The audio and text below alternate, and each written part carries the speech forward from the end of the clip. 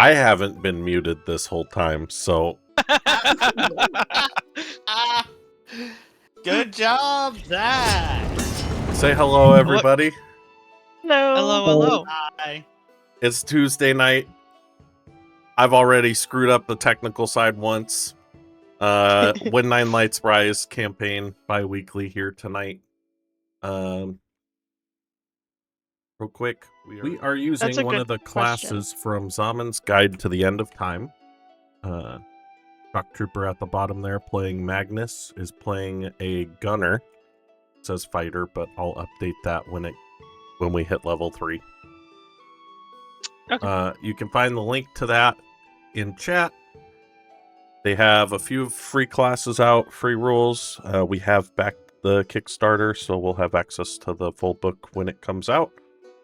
So if you're wondering where they got those rules, check that out. You got time. Well, if you guys enjoy our brand of chaos as much as I enjoy playing, please give us a follow. It helps out greatly. Down below, you'll find links to our Discord, YouTube, Astro, TikTok, and Twitch. Our YouTube, we put up replays of our sessions days after the fact, and we're getting shorts. On our Discord is free and open to everybody. We'd love to see you there. Come in and hang out. Or if you want, you can just join in and lurk and see the news. On Azrael's TikTok, he does a lot of videos and does a variety of things as well, so they're all pretty great. And Booty's Twitch streams a couple times a week, and he's always friendly, engaged in chat, so go watch him. He's great to hang out with.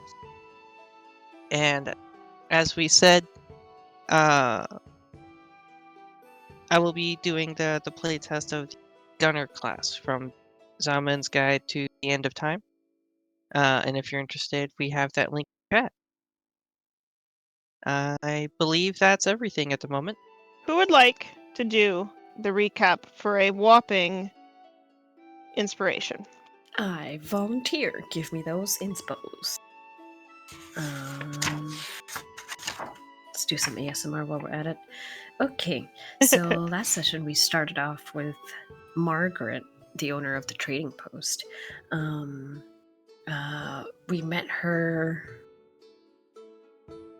Did we meet her at the Prancing Pony Inn?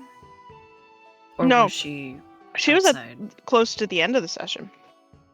Yeah. We started. I just couldn't remember her name. Yeah, we started at the end of the battle where you guys were kind of licking your wounds from the. And Pippin gave Wimble that fish earring because we almost got devoured by fucking piranhas. Yeah. So we started at the Prancing Pony Inn where there was a 12-year-old server girl named Stella who got a bell and almost got a knife from Pippin. Magnus picked up that there was an old man that was looking at us slightly suspiciously. And it turns out after we talked to him that his granddaughter Martha had left with the priest guy that we're tracking down. And this guy's name was Old Man Scotty. And we love him. We learned a little bit more about this elf that we're tracking down. So it turns out he could be a snob. His name is Calendor Brightwood. You know, he's a high elf, blue eyes, fair skin, the whole works.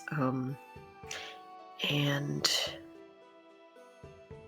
basically that they had like a dream come true sort of blessing that they do, and that this is some sort of new religion, and they usually wear blue and silver robes, I think, with that starburst sun and 8-star symbol that they have.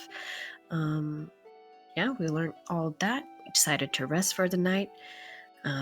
Sev woke up early to watch a damaged bucket try to repair itself, but apparently they don't do that while they're being watched, so it was only a couple hours of wasted time. Finn, the teenage fisherman, and Sev then decided to go investigate the strange fishing phenomenon, and he learned that the fish are conjured or some sort of magic phenomenon sort of bring them around and makes them jump onto the hooks, strangely. Pippin decided to cast Detect Magic, and there was a lot of transmutation magic around the town. Wimple decided once we found that symbol, it was like, you know what's a good idea? I'm gonna fuck up that symbol.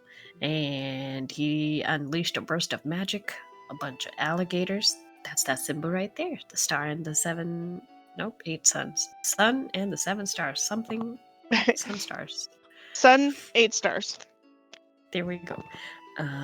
Our fire and Sev were inside about to do, other things, and then we heard the explosions. We ran out, saved their asses, the usual.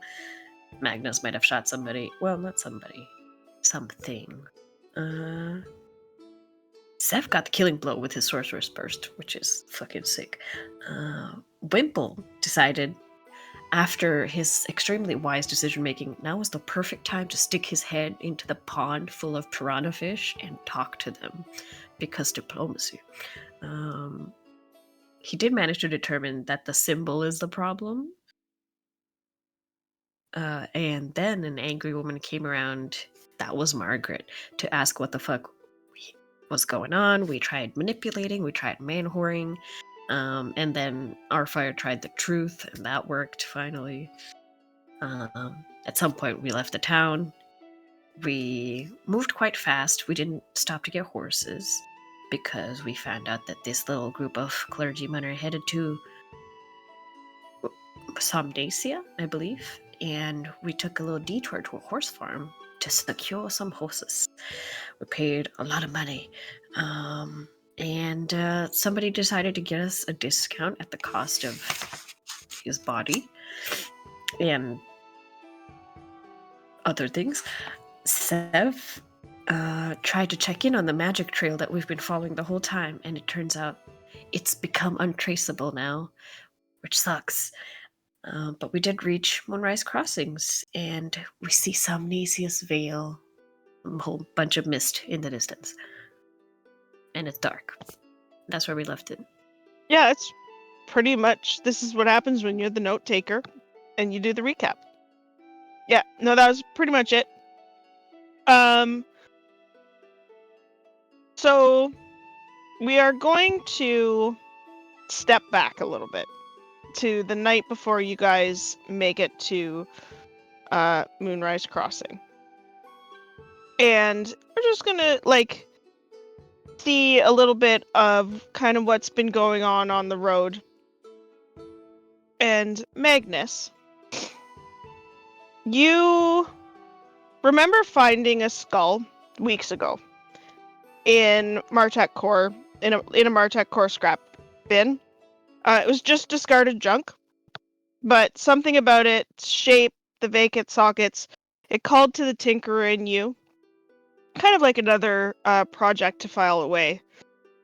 And ever since then, in the quiet hours by the campfire or at a workbench, you lose yourself in intense focus. Your tools move deftly between the old skull and the strange crystal core you crafted, pulsing faintly beside you. Everyone else kind of notices you in a kind of trance-like absorption while you're fiddling with this skull. But they don't really know what you're doing. To them, you're just kind of being Magnus tinkering again. But for you, the world fades. Just the task is at your fingertips. And, as you're going, your fingers just find the right filament when you need it. Or you're guided by an instinct that you can't really explain. An image of a complex planar sigil flashes in your mind's eye, and your hands trace it perfectly onto the bone. You've never seen this symbol before, but you seem to think that it should be going onto this bone. You pause, needing a specific resonance, and perhaps coinciding with a faint hum from the crystal core, the answer simply comes. A spark of insight aligning the intricate connections, and you have this feeling like your brilliance has arrived with uncanny insistence. Tonight, camped under the watchful stars, you feel it's close. One final adjustment.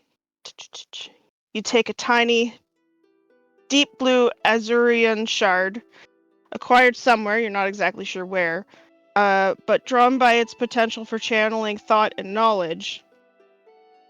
Holding your breath, channeling arcane knowledge through your tools, which you didn't actually know you have, you affix it into a socket, connecting the intricate network within the skull. A soft click, a pause, then a flicker.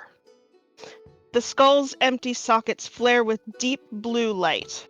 A low hum resonates with ancient power as the etched planar symbols pulse briefly. The skull seems to almost sigh, lifting an inch to hover, its azure gaze fixed on you. Ask, and perhaps you shall see the answer. You, my friend, for your birthday, have received Sentinel's Echo, which is a reskin of another item. I can't remember what it's actually called. But Well, you too can look it bad. up on Now it's D&D cooler. Beyond. Sorry? Yeah. I You can said, look it too up bad. on Now it's cooler. yeah, you can look it up on D&D Beyond. But basically, what it does is it's a 5-pound skull shape. And as a bonus action, you can toss it into the air where it floats kind of like an ion stone. Oh, it was a mimir is what it used to be. I have to flip that around. But has an AC of 22, 25 hit points, immune to psychic and poison damage. The thing itself is, and it's resistant to all other damage. But it has an ability called Echoes of Lore.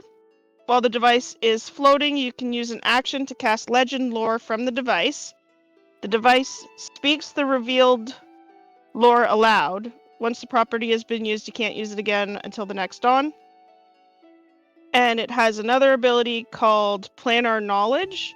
So the device knows basic useful information about planar connections specific to Nexalon, which is our world. While the device is floating, it verbally answers questions you or anyone you designate poses to it about that logic. It knows about the nature of the astral bleed phenomenon, the general principles by which the crystal spires might act as conduits, and known stable natural portals of conjunction points on the continent. Cool. So you may add that to your character sheet on D&D Beyond. And then You got internet as a birthday gift? I've got Wi-Fi. yeah, basically. But can you play sick tunes?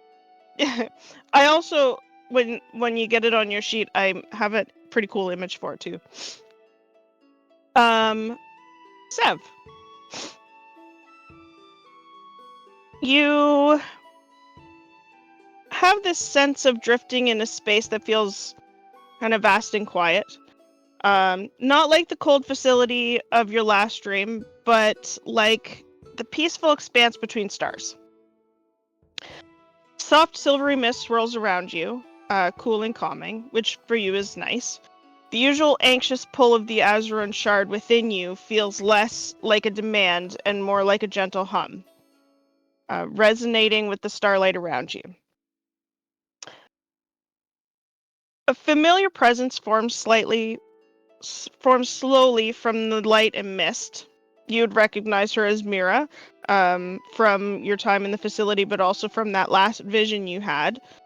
She appears less like a sorrowful ghost this time and more like a steady, gentle light, woven from the twilight hues of her umbrous connection. She has a soft, kind smile on her lips as her form solidifies enough for you to see her clearly. Her voice is a warm whisper in your mind. And she says to you, Sev. She reaches out as if to touch your arm, her hand slightly ethereal. It's all right. It's okay to feel adrift sometimes. She looks around the starlit mist. They tried to define us, didn't they? tried to make us into tools, into numbers etched onto crystal. But look, she holds out her hand, palm up.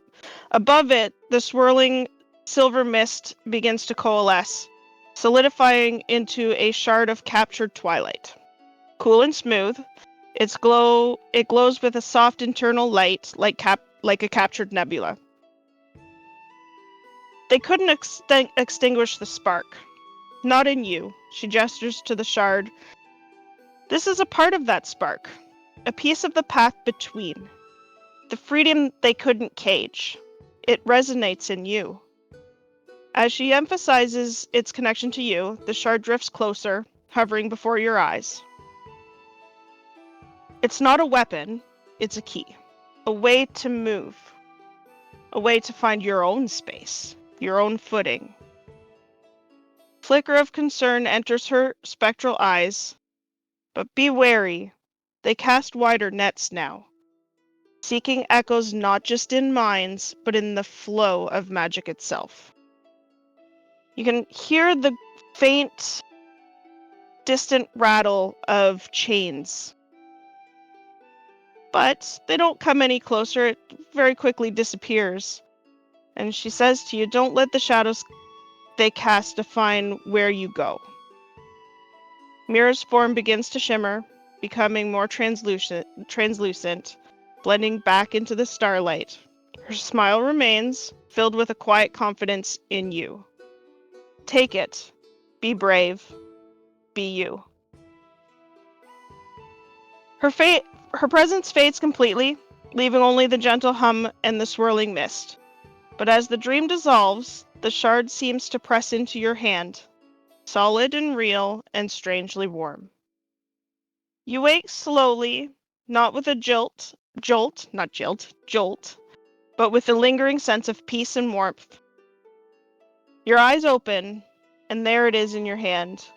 Resting solidly, the crystal shard pulses with the soft, swirling silver light. The astral shard is a gift and a promise. And you, my friend, happy birthday. You receive the astral shard, which, if I can find it, nope, that's the wrong one. God damn it. We got a couple of twins around here. A couple of birthday I know. buddies. And again, you can add that onto your D&D Beyond sheet. And then I'll port it in. But what this one does, as an action, you can attach the shard to a tiny object, so like a weapon or a piece of jewelry or whatever, or detach it. It falls off if you stop attuning to it, and you can use it as your spell focus while you have it, like while you're holding it or wearing it. When you use your meta magic option on a spell while you're wearing or holding the shard, immediately after casting the spell, you can teleport to an unoccupied space you can see within 30 feet of you. So a BAMF. So you get a Misty Step as part of your meta magic. That's cool. Oh, yeah. All Yeah. the better Meta. away with. Right? That was the point. But yeah, so happy birthday, my friends. Thank you. Thank you. Yeah, I loved that idea from Donnie's campaign. That was a lot of fun. But yeah, so that's the night before. Before we move on to present day, is there anything you do that night? Since we've bounced. Yes, no, maybe? Sev is extremely quiet and somewhat reclusive after that.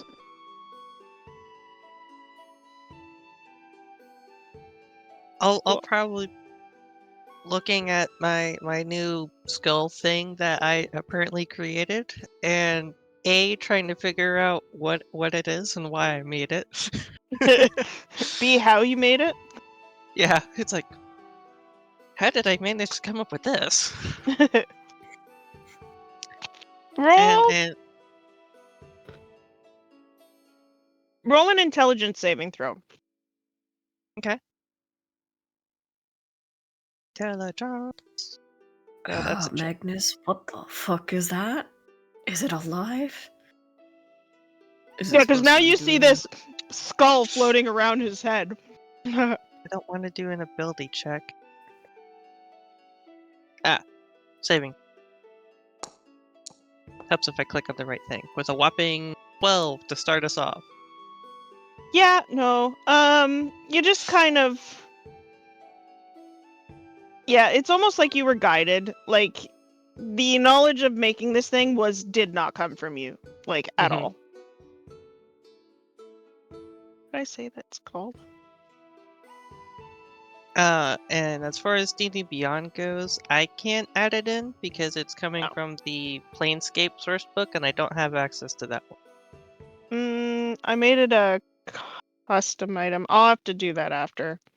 Okay.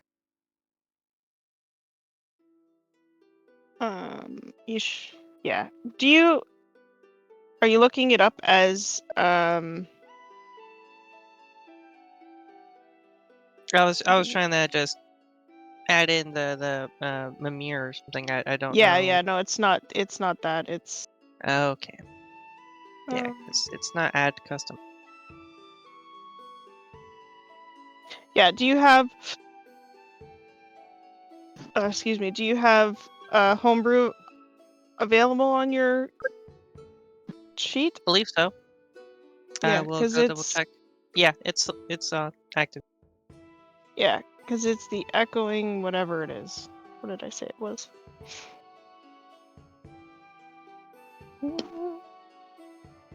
Sentinel's Echo.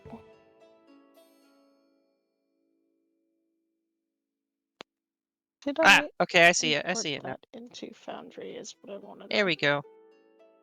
I just added it to my equipment. Got it.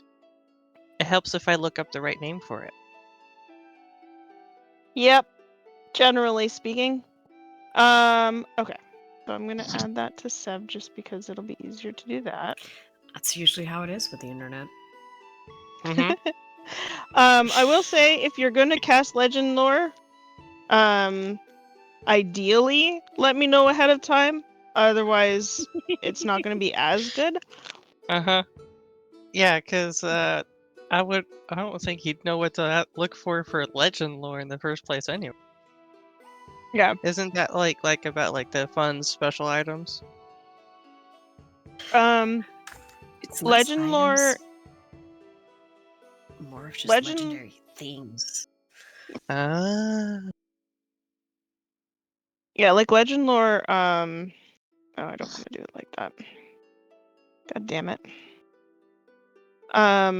It lets you ask a question about something of legendary significance, and then the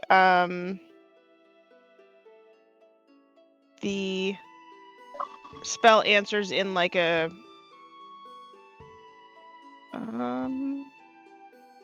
mystical way. I think it can be riddles. It can Yeah. be indirect manners and stuff too. So Yeah. no easy answers.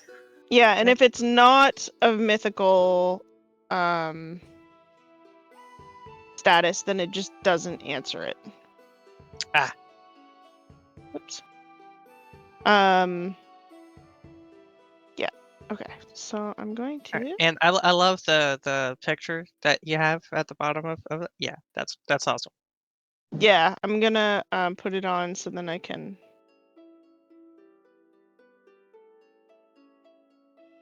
Nope, this one. Okay. So, sorry everybody. This is a little bit. You're good. It happens. Okay. Little bit This of is what it looks like. No rush. Oh. Yeah. So all of a sudden, out of nowhere, Dios this mío. starts floating around his head. So, yeah, the night before you guys get to Moonrise Crossing, this starts floating around his head. How do you react, everybody? I take my sword out. What the fuck is that, Magnus?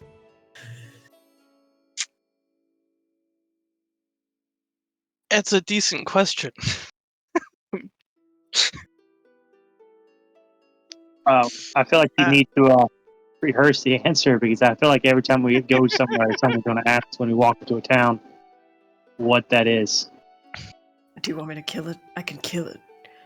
No, don't destroy this. Also, I think it might be difficult to do that in the first place. But I don't know if you know this, but a lot of people are not very particular of floating skulls. just give it about 40,000 years. Sorry, stupid joke. Move on. I wish I had a hat to give it. That would make it more friendly looking. My God. We can glue a cloak to the bottom of it, and then nobody will know the difference. I'm not Right. sure a hat will help, but it's Maybe a a mustache. tool. A wig. Maybe some of them, them little eyes that you stick on a kid's toy that when you shake it, the little black part in the center moves around. Uh-huh. We have this bear's head. Maybe I'll just hollow it out and put the skin on top of it. Be a floating bear face. How about that? That will not make it less terrifying, dude. Googly eyes. If It anybody has- wants to, you can roll an Arcana check to see if your characters would know. I know nothing about magic, so I'm gonna skip So that. Nope. I think I'm just gonna roll with the I made the thing and I still don't know what it does. I got a 7. I got a total of 20. Nice. Yeah, so Sev, you probably, when you were in the facility, like, they were quite interested in different magical items and things like that. So you probably have heard of it. In legend, like, it's not legend, but like as a whispered, that would be something really cool to get, because then we could get extra knowledge on how to do the things we want to do. But like, you would know all of the things that it does. Like, you could tell him how it works. Pippin, like, you've definitely heard of it. You've probably run across one before and didn't realize what it was until it already passed your hands. But yeah, like, at some point you had one and you did a trade for something, and then you went, oh, I probably should have kept that. I probably would have lost it anyway. Probably for the best. But yeah. So now you have a floating skull. Congratulations. Hmm. So if there's nothing else that night, we continue on to where we ended last session. Wimble being bow-legged and extremely tired. I don't have a picture for Moonrise Crossing because I was trying to make a Somnacia map and it took me until today. But so you come and you have a cart with 2 really expensive horses. You're welcome. Yep. Which I think did I tell you guys the name of the The horse? I think no, not the horse. No. The horse Steve, purveyors. Mark II. I think I did The mention it, didn't stables. I? Yeah, you Yes. did, and I Yeah, you did did. not. I lost my notes. Oh, I think it starts with an R. I know they're renowned in this area. they are renowned. Oh, Valenrock Equestrian. Yeah, so I was just wrong. You're just wrong. Yes, you were. Paste. Valenrock Equestrian is where you got, and they are well known all across the western side of the world. So coming into town with horses from them is probably a more prestigious like act. Like people are gonna look at you a little bit more, like you are, a little bit money-ish.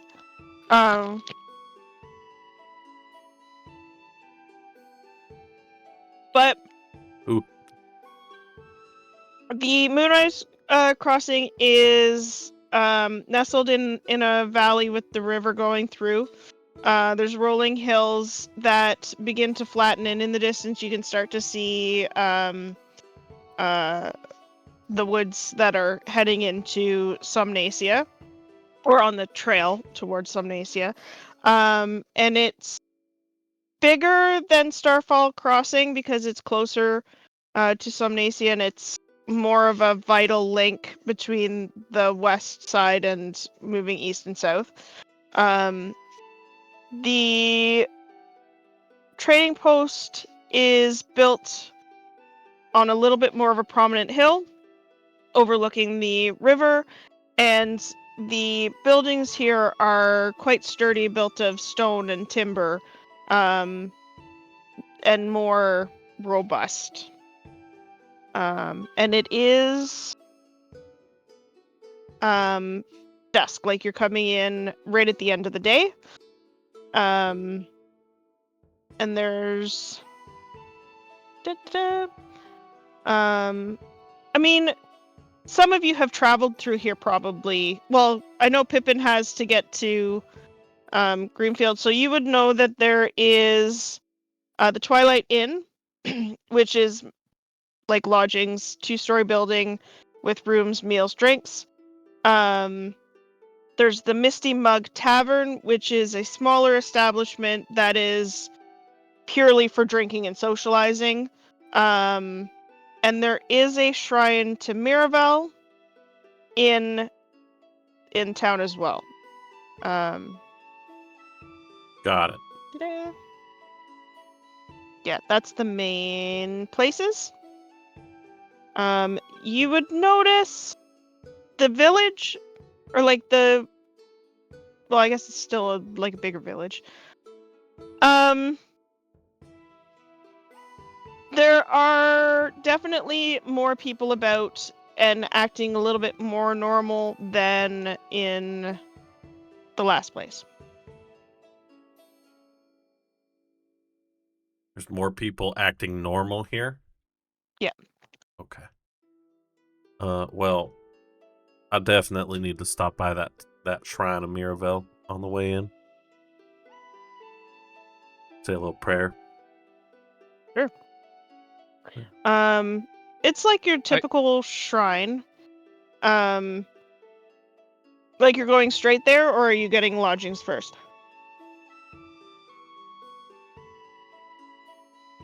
I guess we can get lodgings first. Sure. I'm pretty worn down from getting us a deal on a wagon. You may need to see a chiropractor for that.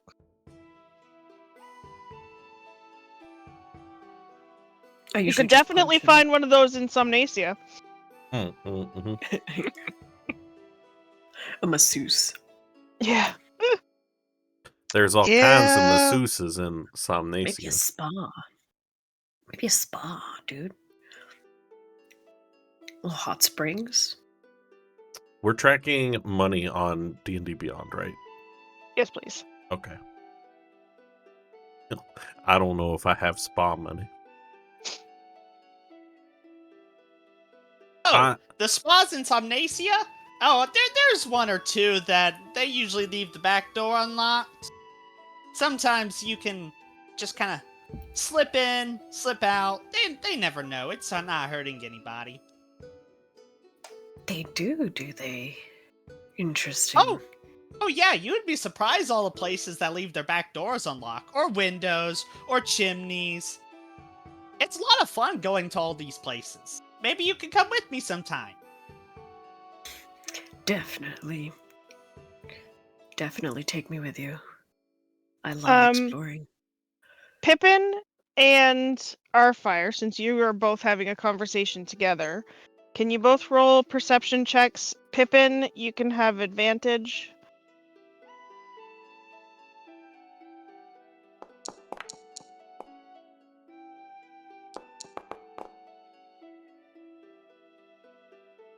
Well, her dice hit mine, and it made it go from a 6 to a 19, so we'll just use...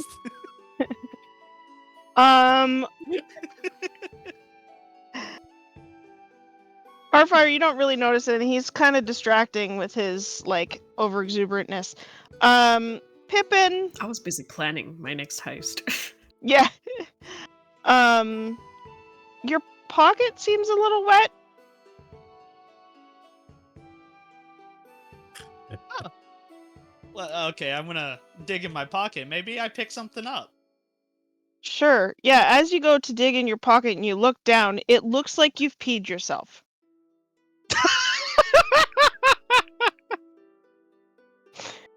What the fuck, Pippin? Yeah. I I smell hope you gotta something. change clothes. When you reach into your pocket, you, like, frantically, and, like, it's, like, starting to, like, really seep. Like, you were too distracted because you were super excited to talk. But there's definitely, like, it doesn't smell like pee. It smells a little sweet, a little fruity. But when you reach into your pocket, you pull out a round stone with a little hole in it, and as you look at it, little dribbles of water come out of it. I'm gonna give him a wide What does the berth. water taste like? Oh. Don't put that in your mouth, Pippin. What The the fuck is wrong water... with you? Yeah, I think the water... Yeah, and it comes out in, like... So if you, like, do that, you get a shot's worth of this liquor. Well, not liquor, water. I don't know. I said shot because I said liquor because I said shot. The size, the amount of a shot. Yeah. Yeah. So you upend this, and it tastes like the flavor just bursts on your palate, and it's very, like, light and florally and fruity, and you feel a little bit more healthy. Like, it feels healthy. Like, this stuff is going to be the best thing that ever happened. If you had any downed hit points, which I don't think you do, you would gain 1 hit point.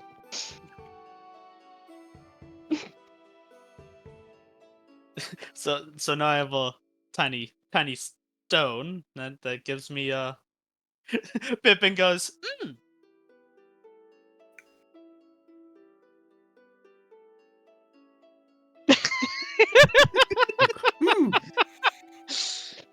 And it just like keeps dripping out of this rock. So it's it's like a rock with a hole in it. There's no apparent anywhere that water could come from. But, like, when it's like this, it's perfectly fine. Yeah. As soon as it does this, like a shot's worth of liquid comes out. Well, when it goes like this, it's dribbling, and then when you lift it up, then a shot comes out. But because it was in his pocket, it was like, and it was dribbling. And so, yeah. Pippin holds it where it won't spill anywhere, and he goes, "You want to try some?" Hell no. It tastes like flowers and fruit, and it makes me feel good. Not like in a liquor kind of way. That's a different kind of feel good. That's the kind that your good friend over there would enjoy. But this is like a healthy. It lifts the spirit, but not like... Here, just try some. You'll understand. I'm gonna yank Wimble over and say, "The stone's spouting liquid. Do you know what liquid it is?" And give it a taste. Yeah, you can give it a taste. It's like I said, it's quite flowery, fruity, very really like it's a really nice flavor. Almost kind of like a good berry had been like Juiced? mashed down and clear liquid. It's like a tasty, like one of them berries that the ranger folk like. Berry juice from a stone? Mm-hmm. You find the damnedest things. You still look like you wet yourself, Pippin. You might want to deal with that before we go into town. Yeah, oh, I know. I pull out my water skin, and I Okay. just pour it all over myself. Okay. That works? Yep. I mean, you no longer look like you peed yourself. You look like you got doused in rain that hasn't happened. There hasn't been any rain in the last like 4 days. There we go. Is that better, our fire? Oops, I didn't mean to click that. I suppose better is relative. Don't catch a cold. I'm not healing you. All right.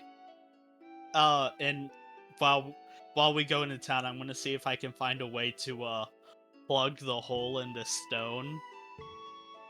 Makeshift Alright. cork. How do you think you would do that? Like what does that look like? Well, out of all the things I have on me, I'm gonna use a.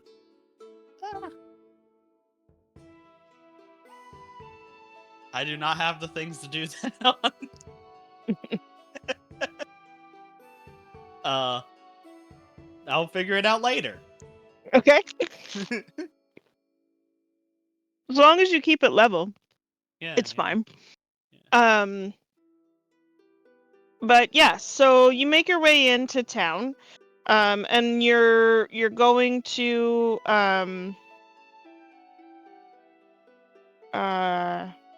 you're going to the Twilight Inn for food and lodgings. Where did that go? R5, I'm feeling a little light in the pockets again.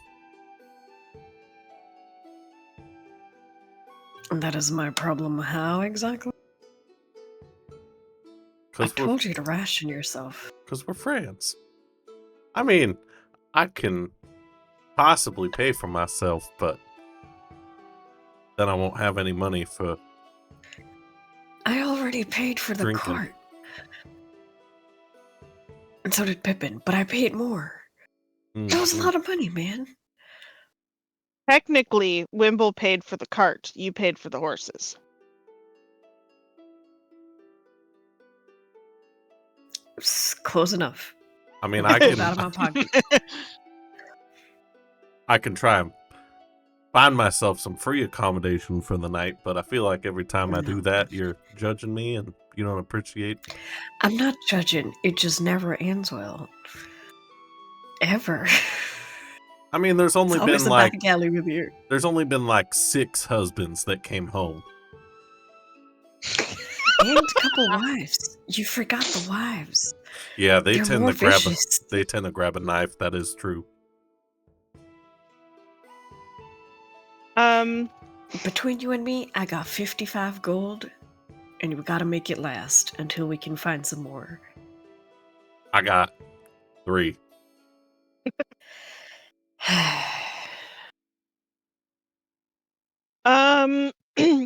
So the Twilight Inn is just a basic regular inn. It's nicer than we'll just switch to this scene because we can be on an inn.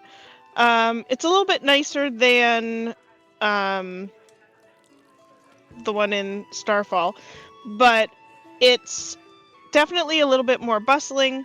There is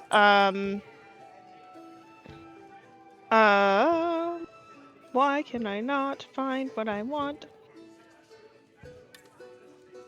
Mistress Meadowlight. There's a half-elf woman behind the bar. She's middle-aged, kind face, but she seems a little bit tired, and she's quite tired, run down a little bit. Long, simple brown hair. She seems to be a little bit overworked. And then there is a late teens half-elf female running around as well. She seems a lot more hopeful and like friendly. She's like goes to the different people and just checking in, making sure everybody's happy. But yeah, other than that, there's like just random people around.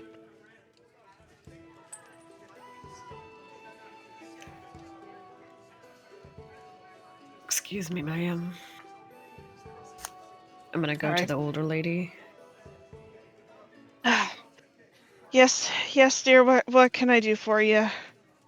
Just checking if you have rooms board available for winter Yeah, travelers. we do have a couple of rooms left. All of our previous people that rented them left a couple of days ago, so I've got like three rooms I could rent for you. 3 will do. How much would that cost us? For all 3 and some food included, I could do like a gold each. 3 gold. That'll include dinner. Sounds good. We'll take the rooms. I'll slide 3 gold over to her. Perfect. Oh, thank you. If you have a seat, I'll get Alara to get your order. Standard fare comes included with the room. If you want anything special, it'll be a little bit extra, and water is included. Sounds good to me. Could I have your name, ma'am? Oh, yeah, I guess that helps. I'm Anya. Anya Nice to meet you. Meadowlight.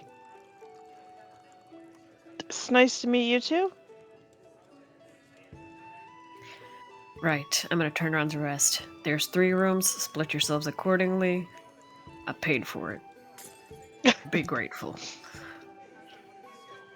I'm always grateful when people pay for stuff for me. It's just as good as getting it free. What was the young lady's name? Alara. Alara. Elara. She's like late teens, so like in human years, she's probably like 17 or 18.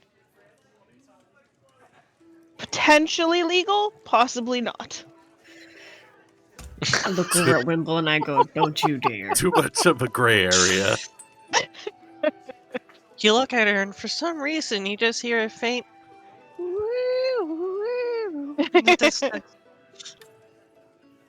Yeah, and she's like when you sit down at a table, she's over like talking to some young strapping farmer types, and her mom goes, Alara, we need orders.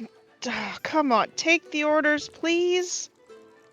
And Alara goes, oh, I'm so sorry, Mama, I'm on the way. And she like runs over and she goes, well, how are you folks? Can I get you anything? I'm so excited. I love meeting new people. Well, you are just What is it for the food?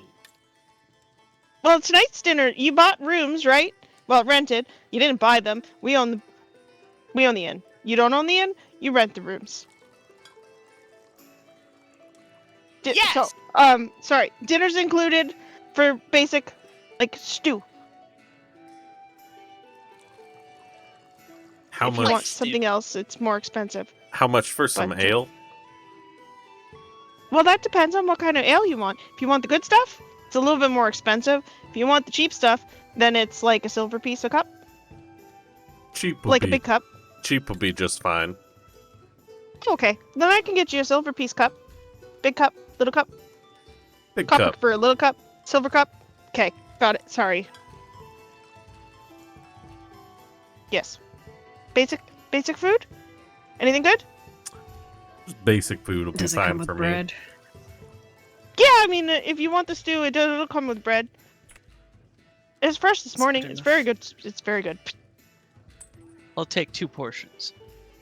Oh, well, that's going to be a little bit more expensive. If you want 2,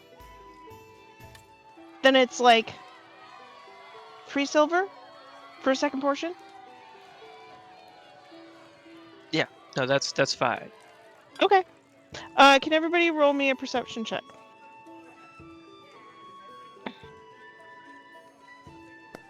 I guess I should I be on think the my- right screen for that. Sorry, I think my internet just blipped for a second. I have no idea what you just said. I just kind of everybody Perception froze and then came Perception back. check. Sorry, I guess I should write these names in chat. 15. 15. 15.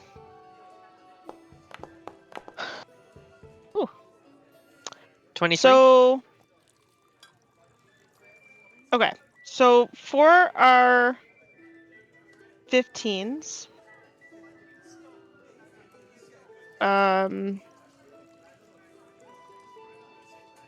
oops, that's the wrong person.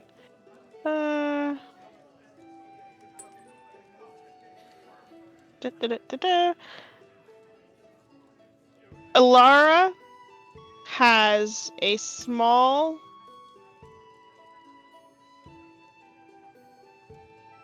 charm hanging from like her collar, like around, well, from like a little necklace of a sun with 8 stars around it.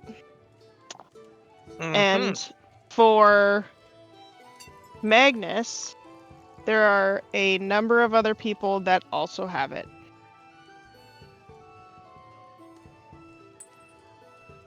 I see you have a interesting necklace then, and it seems fairly common around. Did a Cool. group of people happen to come through recently? A congregation of sorts? Yep, they were fantastic. We've got so much stuff going on. It's perfect. They're very friendly. What made them so fantastic? If you don't Well, they mind gave my us like, well, I mean, we have like all of these really good things happening. I have it. Give me a second. Where did it go? So, well, I mean, the fish. We got lots of fish. We got lots of mending stuff. We've got. Where did it go? God fucking damn it. What's it with these guys and fish? Oh, there we go. Seems to be a running theme. Yeah, like things aren't going bad, things are fixing, but we also have like people don't get angry with each other. So like if you're mad, you just go, "Nah, it's fine. We don't need to fight. We're all just friends." And I mean, some people have like dreams and shit which start to come true. Like we're nice and like peaceful and floaty and woo. It's a lot of fun. Actually, last night I was able to fly. It was fantastic. In my dreams. It didn't So work. you were- Oh, yeah. Didn't work when I was here though. Sorry. Go ahead. So this not getting angry thing, is that like everybody? Well, yeah, I mean like, Martin and Shorty over there, they were enemies. Like they could not get along. They just didn't. And now they're just like, yeah, no, we're good. We don't need to argue over where the freaking fishing line should go, and all of that stuff, they just can fish together. Mm. Or, they can go see Sally together. They don't need to be, separate. Uh-huh. Oh, that sounds amazing. Wimble, I think you might have an interest in that. I would love to get in the middle of that. Sounds like a great... I Is hate there this anybody town. else that's really looking for a good time tonight in here that you've heard of? that I've heard of? Mm-hmm. Well, I mean, Big Jim, he likes to do arm wrestling. He also really enjoys he used to enjoy sparring, pit fighting, but we don't do that anymore. So that kind of doesn't happen. Oh, But yeah, got me all excited. well, I mean, if it's for fun and there's no anger, it probably would work. But Big Jim usually gets a little mad. So he's not as good when he's not as mad. What about anybody looking for a little bit of company for the night? Just in a jolly mood. Well, I mean, you could ask Sally. She'll sleep with anybody. And where can I find Sally? Well, see, she's 6 doors down on the left-hand side. Does she happen to sell seashells by the seashore? Well, I mean, the river shore, sure, but they're not seashells, they're snail shells. But yeah. Sorry, I can't help myself. It's all good. And is your father around? Is he in the picture? Or? No, my daddy died I don't know, 10 years ago? So that's why your mom looks so tired. She's been running this place all by herself. Yeah, that, and it's we're not super fussed about much, so she doesn't have to move fast if nobody's getting mad at her. Interesting. Hey, Pippin. Mm-hmm. Didn't you say that that berry juice kind of uplifted you? Yeah. Maybe you should offer her mom some. That's a good idea. I love sharing everything I find. As long as I can keep the rock, I kind of want to keep the juice. Yeah. Mama doesn't want rocks. It's a really cool rock, I promise. Okay. I'm gonna lean down to Pippin. Maybe you can ask her for a cork in exchange for the thing. She doesn't That's want a a bar. great idea. I'm full of them. So Pippin That is a really stands good up. idea. Now, is there anybody gambling? No? No. No Okay. Well, anyway. So, as Pippin walks by, he's kind of curious. She pointed out the 2 people that were arguing. No, they used to argue. Yeah, well, they used to argue, but they're in the bar, right? Yeah. Pippin's gonna make his way over to their table. He's gonna say hello, and then he's just gonna grab one of their drinks. Hi? Hi! And then I'm just gonna leave.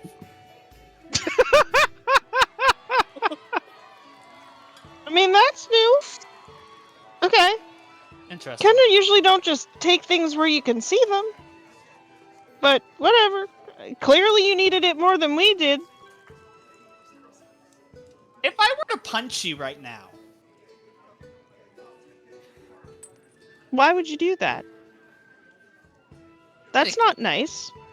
I know it's not nice. That's why I'm asking. I mean, please don't. I'm not. I don't know what your point is then, if you're not gonna do it. Do you want me to? No. No? No. You can try if you want to. It's not gonna work very well for you.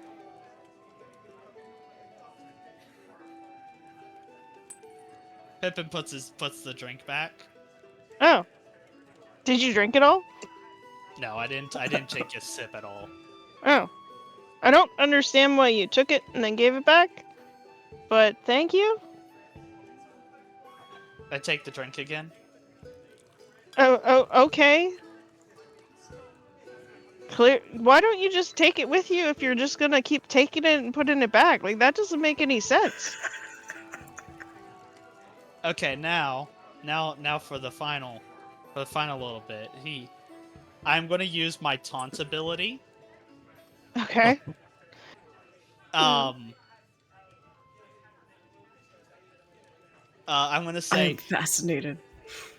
I bet Sally,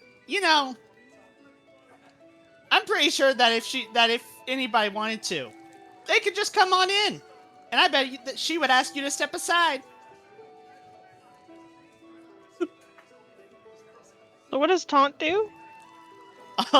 It makes it, taunt makes it where if they were to attack anybody but me, they would have disadvantage. Okay. The one, he looks at you and goes, I mean, Sally can choose whoever she wants to. It's her choice. If you say no, you don't do it. It's very simple. If she invites you in, go in. If she says no, leave it. Also, she enjoys more than one person, so I don't think she'd kick me out. Good on her. Pippin puts the drink back and walks away. Oh, lean into our fire. Sally sounds like a wonderful person. You do that. I'm gonna be busy. I'm gonna take a sip of his drink and go to Big Jim. Okay.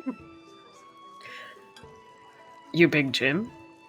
Yeah? What can I do for you? He's a... Big Jim is like a half-orc. Like a strapping, buff half-orc. Nice. What can I do for you, pretty lady? I don't swing that way, but Okay. I heard you arm wrestle. Oh, yeah. Yeah. That right? Yeah, I'm not as good as I used to be, but I'm okay. Do people bet on these things? I've been looking for a good challenge. Sometimes. You could probably find somebody to bet on us. Well, you in or you out? Well, if it's just for fun, no, like, GRRR. I'm not very good at GRRRing. Not anymore. Why would I do that? I don't know. Some people like to GRRR. Hmm. But yeah, I'll do an arm wrestle with you. How much we betting? Well, he kind of looks around and goes, everybody, we haven't had a good betting pool in a while. Anybody want to see if this pretty little thing will beat me or not? And people like pipe up and yeah, sure, I'll throw gold in. I think she could beat you, Jim. You're off your game, and you're pretty much half and half. Like half think that you'll beat him because he's off his game, and half are like, he's still a guy. He'll beat her, no problem.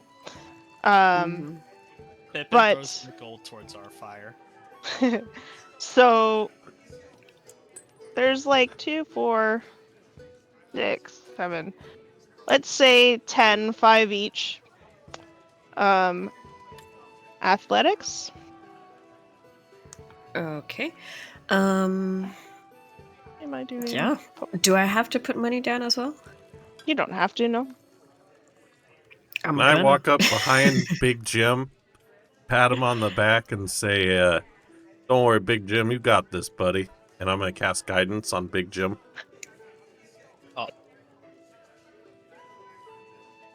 All right. And then I'll put I'm going to look at Wimble. And then I'll put 2 gold on Big Jim. So, Big Jim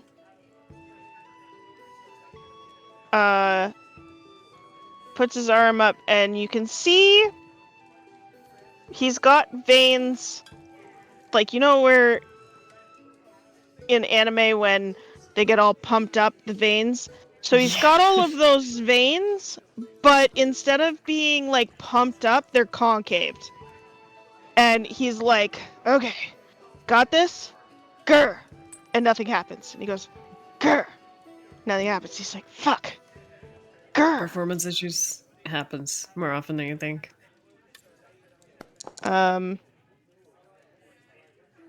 Wow, he still rolls a 17. Alright. Okay. I'm gonna use lucky to get advantage on this, so it's athletics, right? Sure. Yep.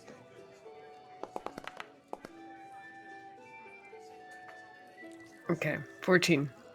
Well, you know, he's like, you're straining, and he's like not like he's trying to grr, and it's not working, and he's just like getting resigned, but he's actually base really strong. Mm-hmm. So he's like, okay, grr, and then you go, and then he's like, grr, grr, and he's like, the grr's not working. Oh, I'm so sorry. You're not. I'm sorry. And he just puts your hand down. And he goes, I apologize. That didn't work in your favor. Did you want to go again? Best 2 out of 3. Sure. Yep. Okay. Come on, Grr. Big Jim, you got this. Do it again. Another guidance. I'm gonna kill you after this. Oops, I forgot to roll that with disadvantage. With disadvantage? Oh, no. He's at disadvantage. Yeah. And of course he would have gotten a natural 20, but Thank fucking God for that, because that's a 16 for me.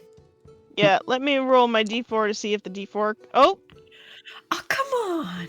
No, the d4 makes that to a 12. Because that was at disadvantage too. So this time... It rolls everything at disadvantage. This time, he's like too focused on the grr, and he's like, okay, grr, grr. And he's like, grr? Grr? Okay. And then you like crack it down, and he goes, ow, it hurt. Well, I guess we gotta... directly at Wimble. I mean, that's one and one. So maybe Another like one. another one. Okay, fine. I'm gonna use my Instead, second lucky for this.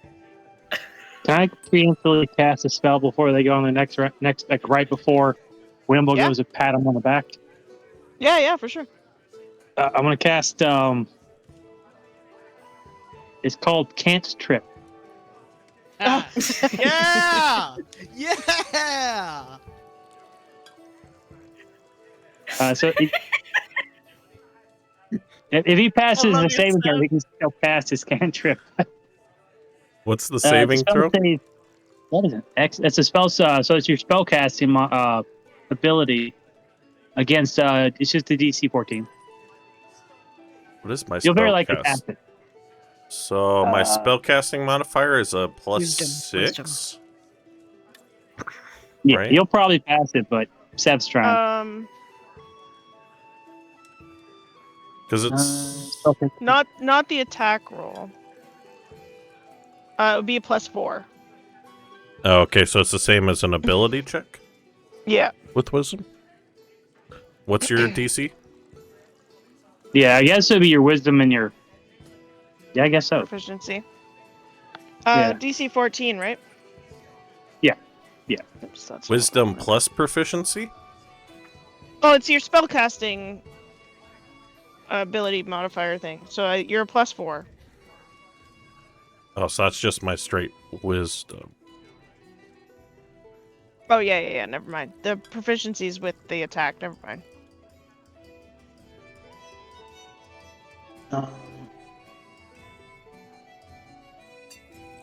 Just do a wisdom ability check.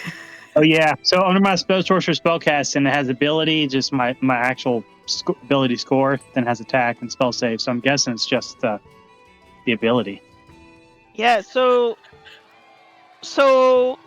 what does this look like for Sev as you just like reach out and stop him from casting this spell? You watch it happen twice, and he was like, no, that's not right. So it says a very soft chant as he holds onto that Twilight Shard, and there's a very faint pulse of blue light that courses down his arm through the runes as he twists his hands, and it pulls down, and it just like kind of envelops a weave around Wimble's hand as he goes to pat Big Joe on the back. What the damn hell? And as this weave comes around him, Oh my god! he like I'm broke. That's what you deserve, bitch. Yeah, so like That's 10. even though Arfire, like you're getting tired, but like you see this weave come around and wrap around Wimble, and all of a sudden you're just like Big Jim gets a little distracted, and this GRRR that he's been trying to get on doesn't work, and you slam his hand down, and he's like, "Oh, okay, you're really good at that." Yeah. I don't know how much we ended up. You said 50, and then Wimble put. You said Yeah, I lost 5 people each. I lost There were 2 10 gold. people. Yeah. 10 people each bet 5, so that's 50. And Wimble put in another 3? 2? 2. What did you say? 2. And then somebody That's- else put in 15. Magnus put in 15. Magnus put in on Arfire. 15. And, so, That's yeah. a 67 total. Which gets split up between everybody that voted, right? Like, So 12. God, I hate gambling. yeah. So it's So- 67 so I think- divided by 6 people? Wait, Arfire, did you put any in? Fuck it. I'll say I put 3 in, so we can round it up. So it's 70 divided by 7 people would be 10 gold each. There you go. Sick. Not bad for a couple of arm wrestles. So Magnus bet 15 and got 10. Well, you get your, See, that makes no sense. See, I'm not sure how betting works. Let's just say you get your bet back plus 10. Okay. Let's just do that. Sick. Just make it easy. Get your bet back. Get 10. Nobody that's has to do easier. math. Got it. Perfect. Right. Love that. Yeah, so he's like, well, don't tell anybody about that. You might have to go somewhere else to get a GRRR on. It's kind of sad. What is... Big Joe, Jim. is he wearing one of those charms?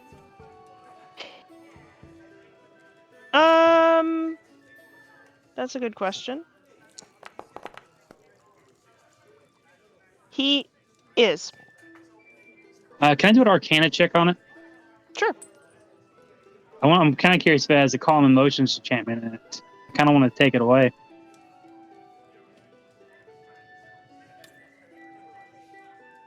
Then we may have a Raging Barbarian.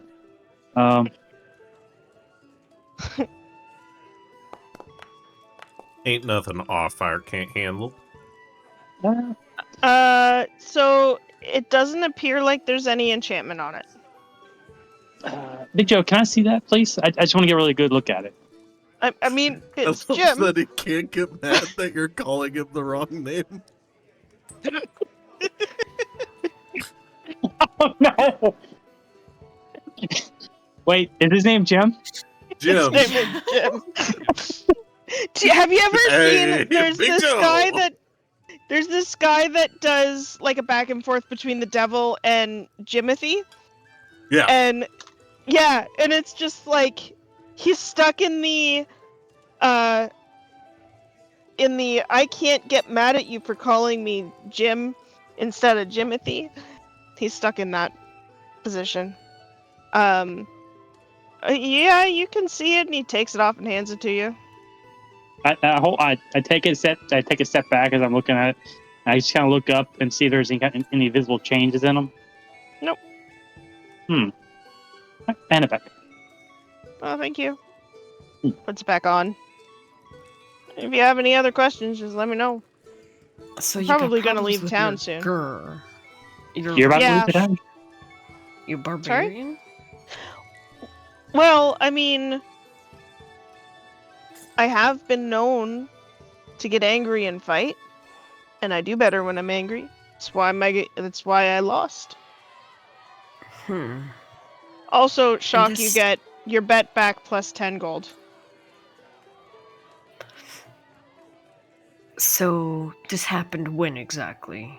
When you lost your GRRR? Oh, when everybody stopped being angry. Which was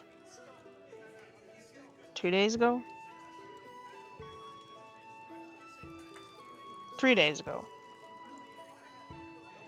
3 days ago. After the blessing ceremony. Right. And See, in theory, it works out really well that people can't get angry for the village, right? Unfortunately, I benefit from my GRRR, so I might have to leave. Find my GRRR somewhere else. So you're not angry, but you're not passive, right? Like, if y'all are attacked, you defend yourselves. Well, I don't. I imagine I could stop you from hitting me.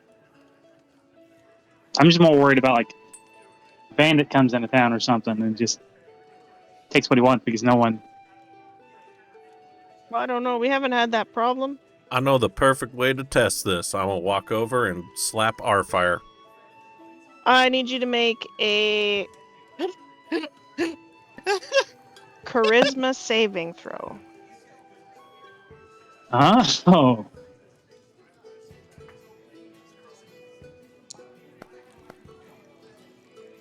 You walk over with purpose, and you get halfway there, and you lose the impulse to smack her. Ah, never mind. That probably wouldn't work out anyways. Dungeon Master, I saw what he was doing. Smack his head into the table. Okay, charisma saving throw. Alright. Against a paladin. So Wimble comes over and he's like, yeah, I'm gonna test this theory. And then he's like, well, I mean, it's too much work. And she's a little bit... She can get angry, so it's not worth this trouble. And you clock this, and you can feel this subtle presence trying to kind of put a damper on this desire to hit him back. And you're like, fuck this shit. And it's almost like you get a pulse from your god reaching out and just kind of covering you with his protection, and you haul back and smack him. Unarmed attack, please. Okay. Wimble, what's your armor class? 15. 10 doesn't hit. a 10 misses. So you feel this protection to block out this impulse to not hit, or like not attack, but also at the other end of that you feel a counter protection being like, you can't touch my boy. Okay. And you just kind of like ships passing in the breeze. Now, do I recognize the effect on myself? Like, am I aware that something calmed me down? Or Nope. is it just happens? No, it just happened. I'm making a board movement to grab your fucking head, and I just go... If it weren't for Mirvel, your head would be hurting. Mirvel, that reminds me. I'm gonna go up to, Anya Meadowlight. the bartender lady. Sure.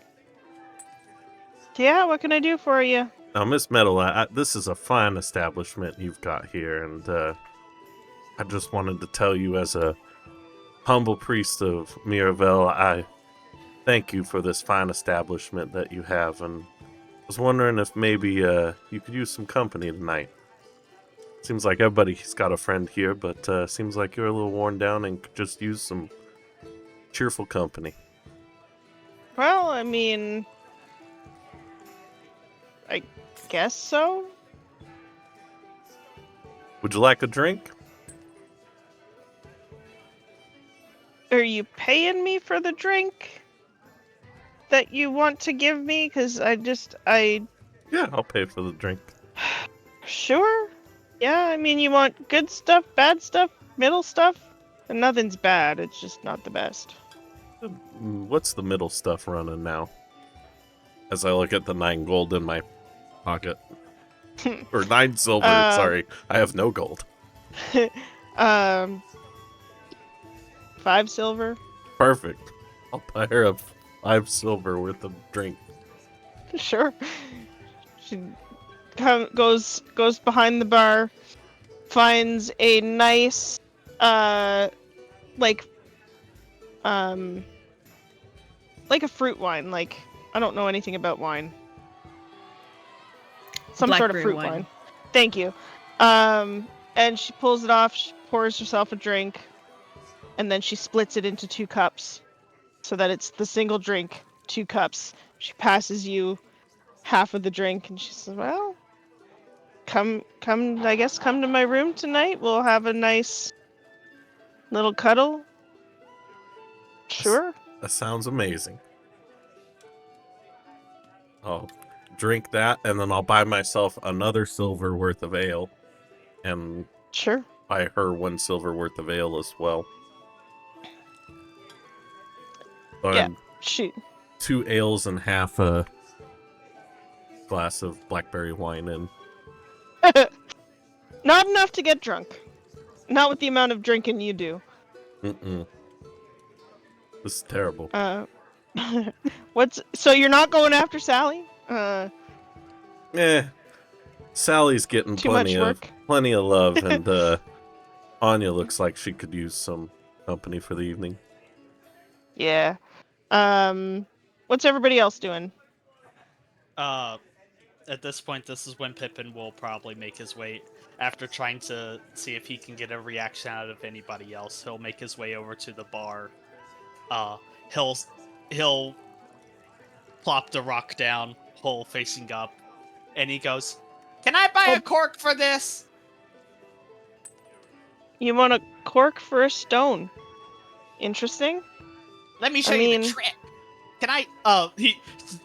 Pippin pulls the empty glass that she just drained, and he flourishes the rock, and he like taps the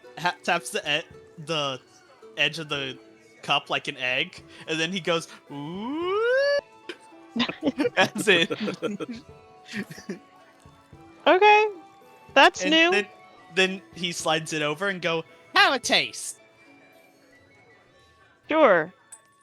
This is in exchange for a cork? Is that what we're doing? That's a wonderful idea. Oh, If you like it, of course. sure.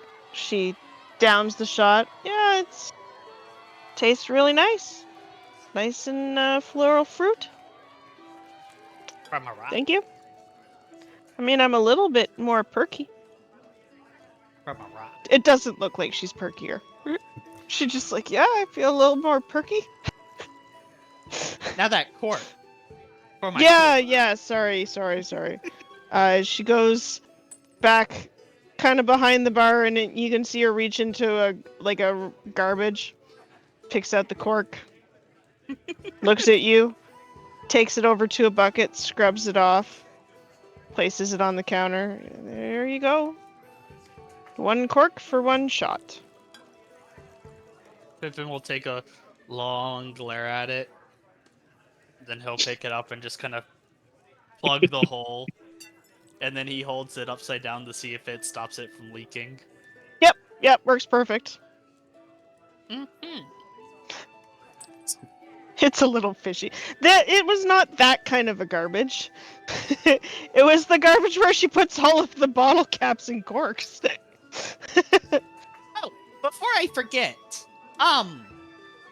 does she have one of those pendants? Yep. She Pippin kind of points at it and goes, "Did the people that came through here, did they leave a carving or something another of that cool little thing there?" I mean, I'm not exactly sure. They might have. We did a couple of rituals, one by the river, one in the middle of town. I didn't look for anything, though. Pippin nods and he goes, "You know, I think I like this town a lot more before the ritual. It actually felt, alive." People are alive. They're alive, but they're not living. Well, I mean, they're living and they're alive, but they're not enjoying anything. Everybody's just kind of. I mean, did you see me bother those people over there? That just means they don't have, they don't need to fight with you. Yeah, but look, they're not even having fun. They're sitting there drinking. What's the point of having a bar if nobody's going to throw a punch every once in a while? Well, but I don't want people throwing punches in my bar. That's how my husband died.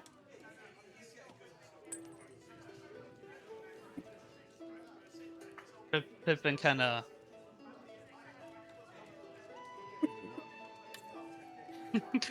Pippin kind of. What you gonna say to that? But I mean, you're welcome to go check out the bridge and the village greens, which is the meeting area in the middle of the. There's like a little gardeny type place with benches and shit. Pippin kind of.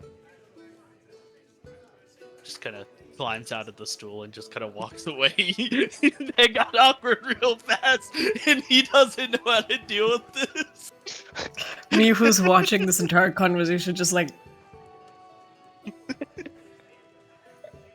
There are definitely benefits to no anger, unless you're a barbarian, in which case it's a detriment. Yeah, but like nobody's gonna pay any bar to do anything because nobody wants to have fun. They're just sitting there. You haven't tried though either. Everybody Yeah. got in on the gambling. Yeah, but did they? did they really? Is it worth the risk if nobody's gonna get violent? Listen, Pippin likes a little bit of There's just something missing. It's a little Like people The getting thrill of bumped. the fight. bit of freedom missing. Potentially. I don't like that.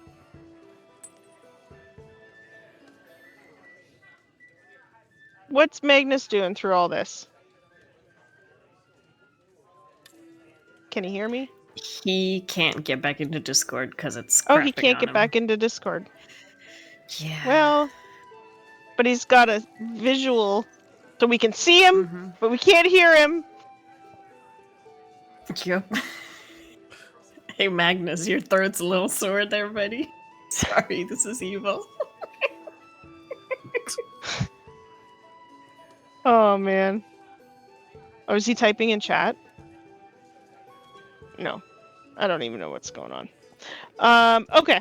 Well, that's just sad.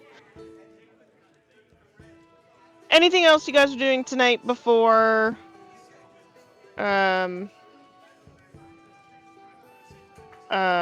before you spend the night? I'd like to ask Anya if she's ever visited the Shrine of Mirvel in town. Oh yeah. It's We have some shrines to the other gods, but that's our main one. Would you like to visit it tonight with me before we retire to the bedroom? Sure, that sounds like it would be a good time. I'd love to tell you about my experience in the Miravellian faith. I would enjoy that, I think. Whenever we get the chance at night, I'd like to go out and talk about the stars and the moon and... Sure. Let's just see. Do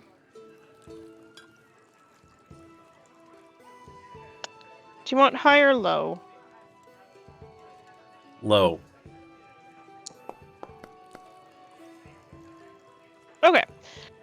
So as things kind of wind down and she, people start to leave and she can safely leave the inn, she leaves her daughter in charge, who seems overly excited to be doing this.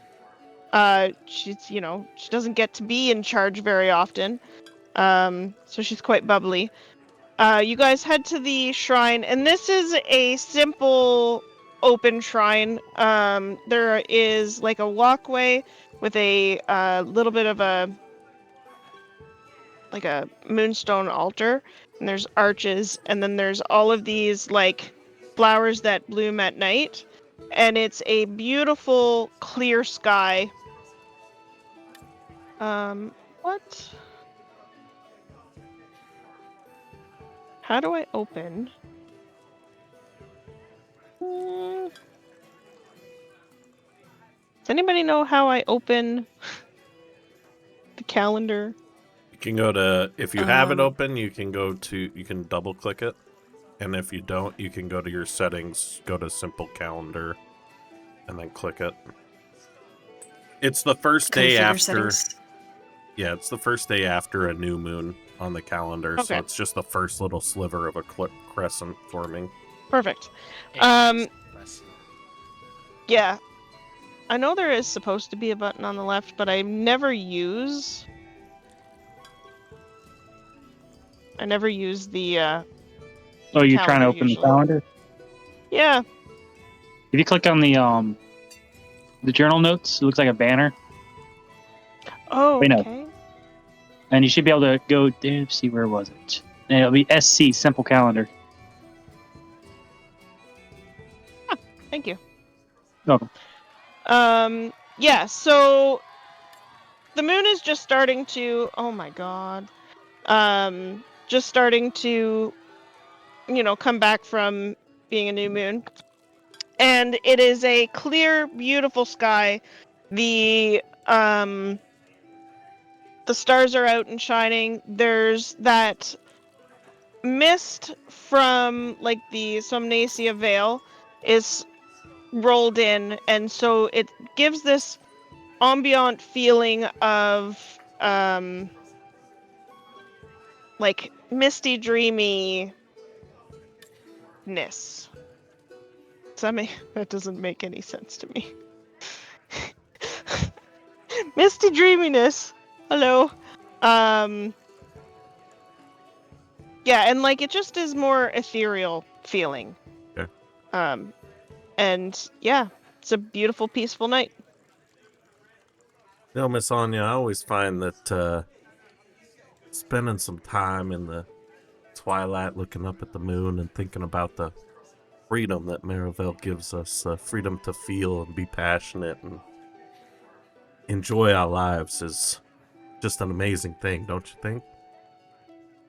Oh yeah? I mean, finding joy where you can is always a good thing. Do you have joy? I have joy sometimes. I always have Been joy. a little hard since my husband died. I understand that. Experience with loss is difficult to deal with sometimes. Been through it myself personally, so I know where you're coming from, and sometimes just a little evening company is what we need to get our mind off it for a little bit, don't you think? I couldn't agree more. I don't get that very often. Most people, they just see me working and ride on past. It's kind of sad. I think most people don't take the time to appreciate the beautiful things in life. As she blushes. She's like, "Aw, that's the sweetest thing anybody's said to me in years." Well, I'm glad I get to spend this moment with you tonight and make some memories. I will cherish them. It's nice to not have to worry for a little bit. And while I'm doing this, I would also like to be looking around the shrine to make sure that the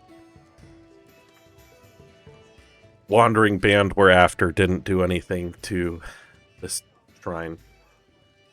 Sure. Perception or investigation, either works. I'm not gonna get super up close with it, so I'll just do perception. I'm just kind of glancing it over and seeing if anything's out of the ordinary. Fuck. I mean, it's such a beautiful night, and the mist is the veil is causing your mind to wander, especially with having this woman with you who is beautiful. She's a beautiful half-elven woman, even though she is a bit on the tired side, and so it's quite distracting, especially sharing the the shared loneliness and sadness of having lost family and loved ones. So it's a little distracting. Every once in a while you think you hear a little girl laughing, almost like she's joining you in this moment of sadness. Gotcha. Well, I think maybe we should make our way back and settle in for the evening. I would love nothing more. And you fade to black.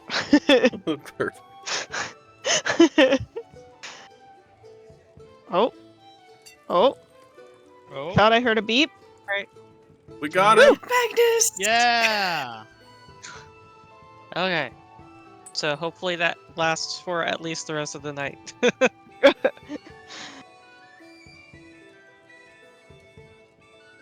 Were you watching the stream while we were... Yeah. Yeah, okay, so you kind of... I was watching the stream, I was caught up with everything, but it's kind of hard to interact when I'm 30 seconds behind. So while all of this is going on, what is Magnus doing? Well, other than some belated cheering for our fire.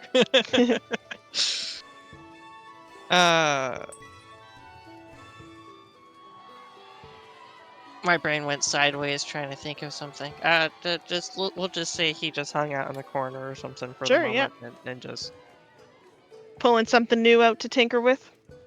Yeah. He'll be sitting over in a corner, and they'll take the skull off of his belt and start looking at it and toying with it in one of the tables. Nice. Pippin does have a question for Magnus. Okay. Pippin kind of comes over. And he goes, "Now, Magnus, what's your opinion on this cult stuff?" Saying that right out in the open, are you? Well, he said that he said that he's kind of in the corner. So I just assume nobody's really listening to the Kinder. That's fine. Proceed. Mm-hmm. Well, I believe they may have some sort of ulterior motive behind them. I couldn't tell you what it is, but something just feels off. Mm-hmm. And on a unrelated note, you like making things, right? Yes. I like to. I've been known to tinker and create things. You wouldn't happen to have anything that kind of booms a little. Just a little booms. So you want like a firecracker? Something small, tiny? Maybe a little bit more Consequential. than a firecracker. Something that could, maybe affect something that might have been carved into a bridge in the last town. That kind of thing. Some graffiti.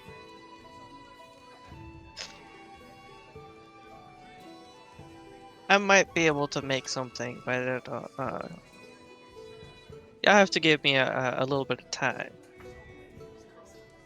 Because I'm gonna be honest, I'm not trusting them too much.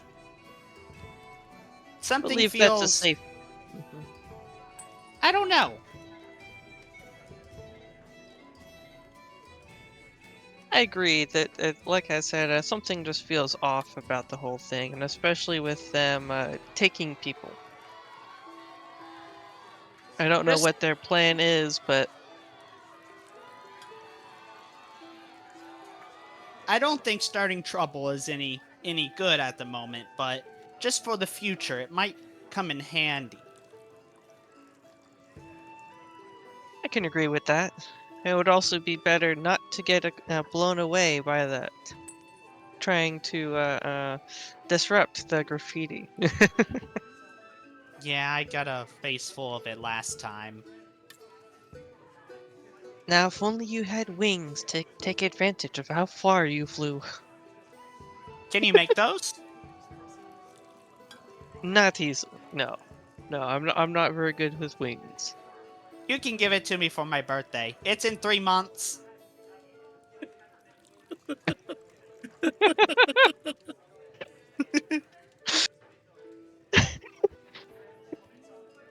Magnus does not get to choose I that. c- I choose those. Oh, no, my birthday's not in 3 months. Pippin's Oh, birthday. his birthday is Uh-huh, in 3 uh-huh. months. Okay, never mind. Shameless plug. Shameless plug. It's okay. Pippin's like, you make stuff? Cool, make me stuff. Alright, well, I have heard tell of this thing called a jetpack.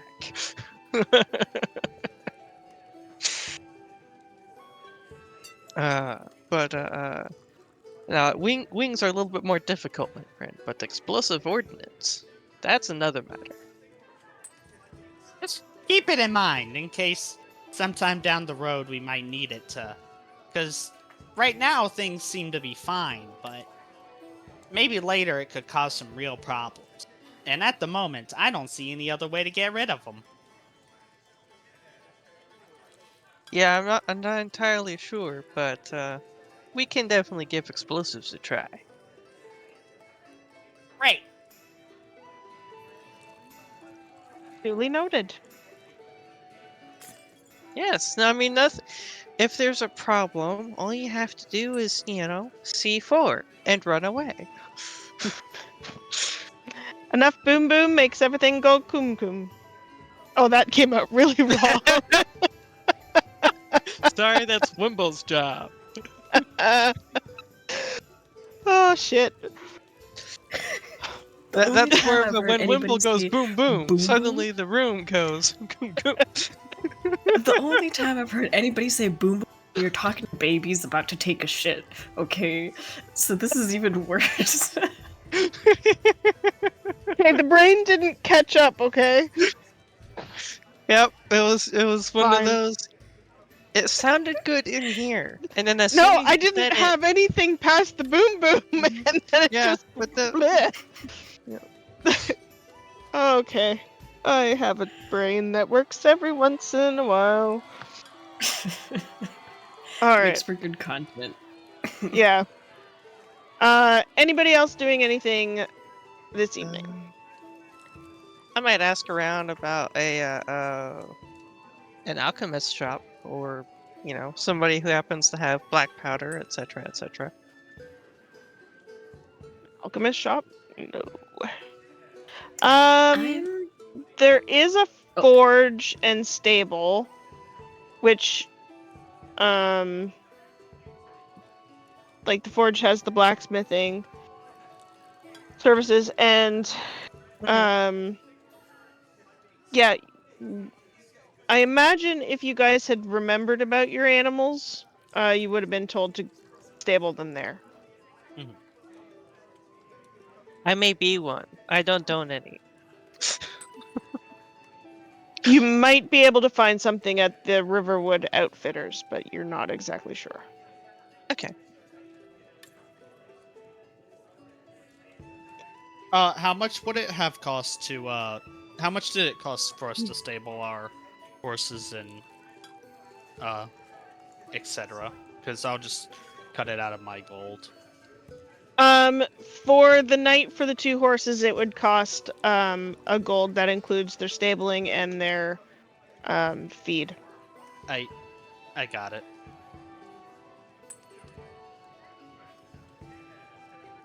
Alrighty. So, I'm gonna spend Okay. the night just playing cards with whoever and seeing if I can earn a bit more money on the side, but also picking up some rumors around town. Just any bad people in the area, people before even the violence ban or whatever that used to exploit other people, the usual hunting for gossip. Okay. Anything useful.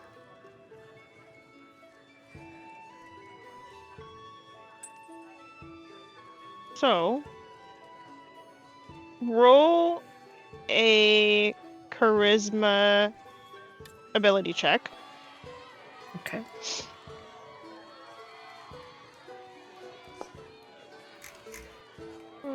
Wow.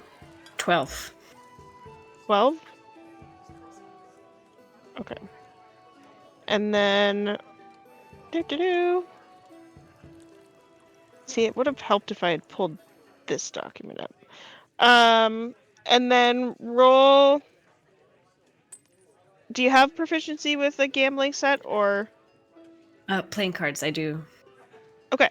So, roll, with that. 15. Okay. Didn't add my proficiency, though.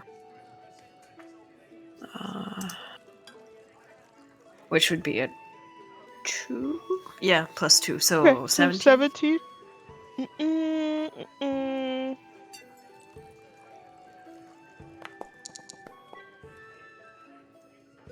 Oh, yeah.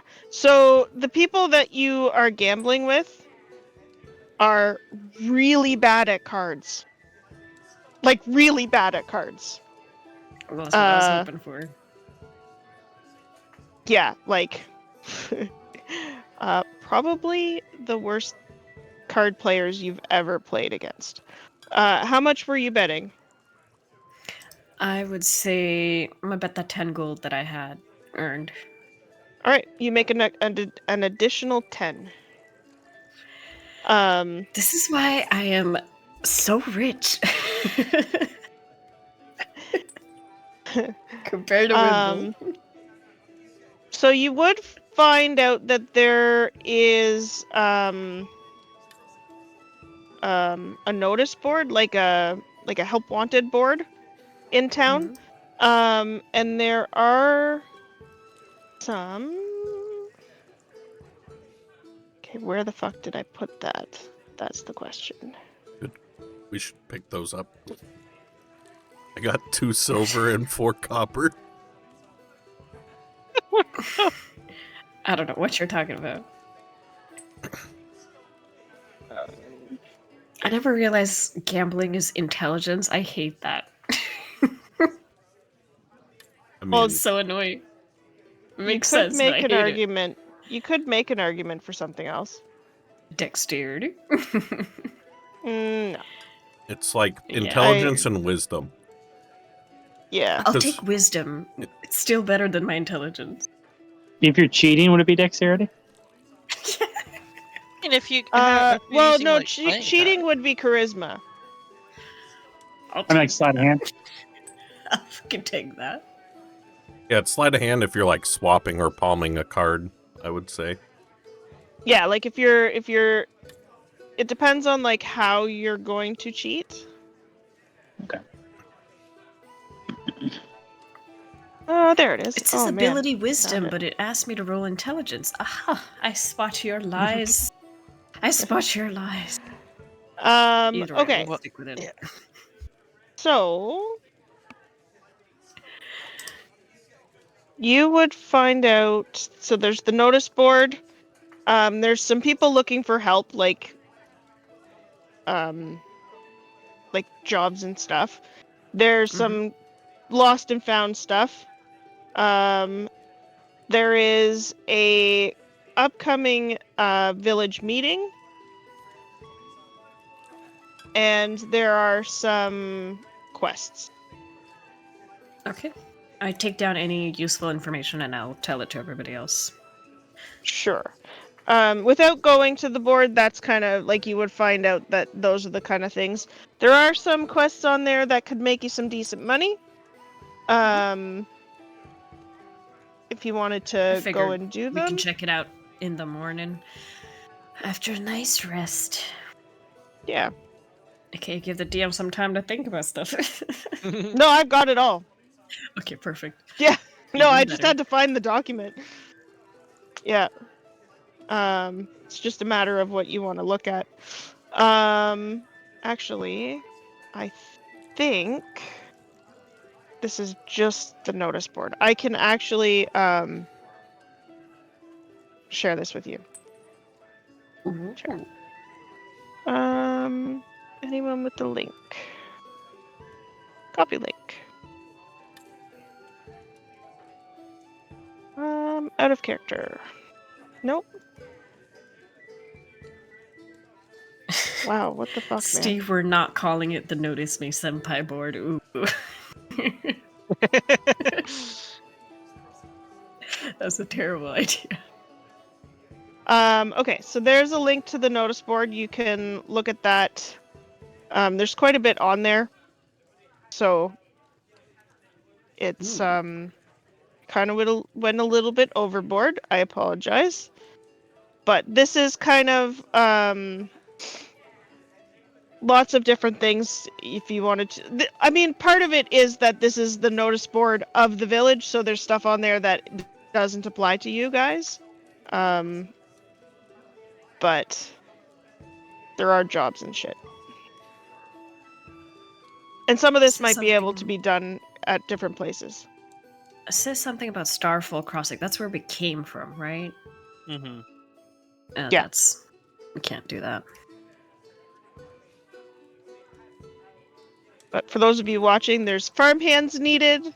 There's assistants, like full-on jobs, like regular everyday jobs. Somebody has lost a silver locket.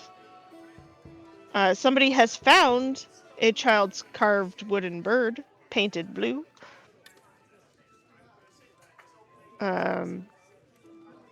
Yeah. Anyway, there's a bunch of stuff on there. There doesn't So have to if be there's like anything you guys want to do, there doesn't have to be like a rabid pigeon infestation or something. I can just go out and quickly solve. I mean, there's wolves. Yep, there's wolves attacking livestock. Disturbances we can explore. Yep. Missing supplies. Lots of stuff, honestly. Yeah.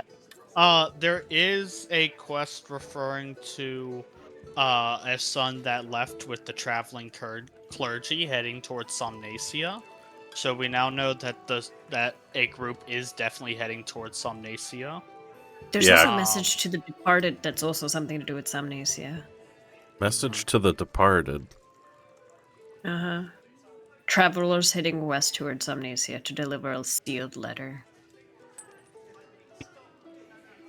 Okay, yeah. I could probably...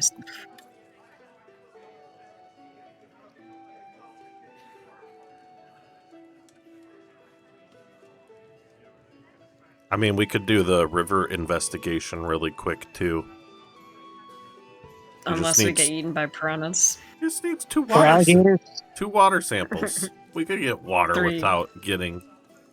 Doesn't it say 2? Above, at, and below the ritual site. Okay, yeah. I missed the at. Wait, who posted that one? Does it have a client name? Old Man Hemlock. Hemlock.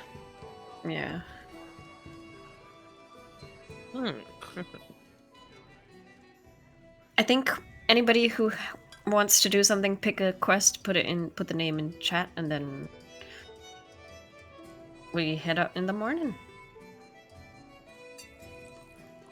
Sounds good to me. Alright, guys. Are we Yeah. splitting up for these, or what is it? Probably not. Yeah, Let's split the party. You are welcome to split the party if you want to. Well, I didn't know if we were going to, if we all needed to be there for the river investigation, or if we were going to try to tackle more quests at the same time. With our current luck with rivers, mostly Fair Wimble's luck with rivers, I do think at least 2 or 3 of us should go to the river. Yeah. Oh, but so we know that the group of clergymen are heading for some Nacia, right? So if we can happen to pick up a couple in that direction, that would be our best bet, or just something that we can do like quick during the day.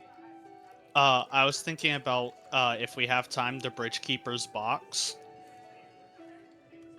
It's just a box sealed by some strange mechanism, and if we can get it open, get stuff. Yeah. And the Silent Singer is pretty easy. We just have to discreetly check her cottage. Sounds right up my alley. Where is it posted at? It's in our Discord chat. Yeah. In out of character.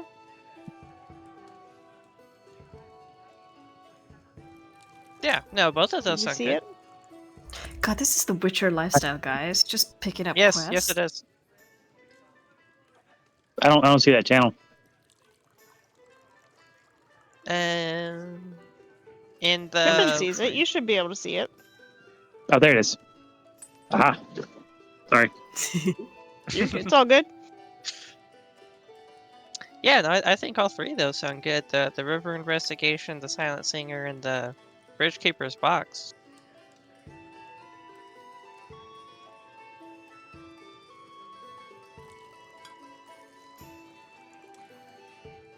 When Pippin sees the the things that are missing, he quickly checks all his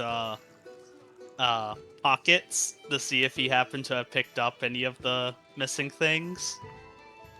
Okay. You never know. It could happen. Roll a perception or investigation. You got it.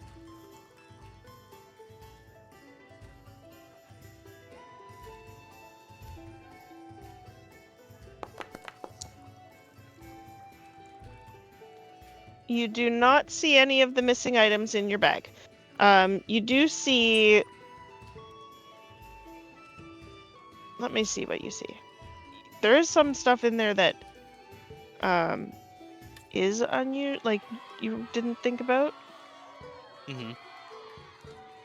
God damn it, this stupid thing. I have 2 items in my Kinder bag that I wouldn't have known I had. Yeah. And then you also...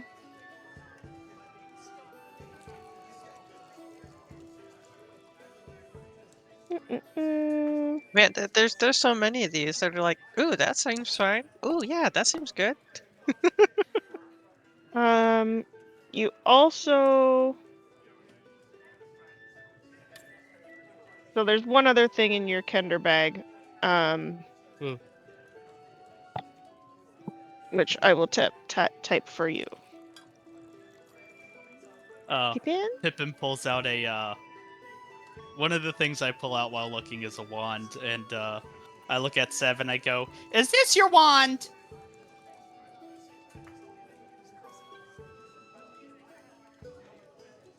Sev, Sev, is this your wand?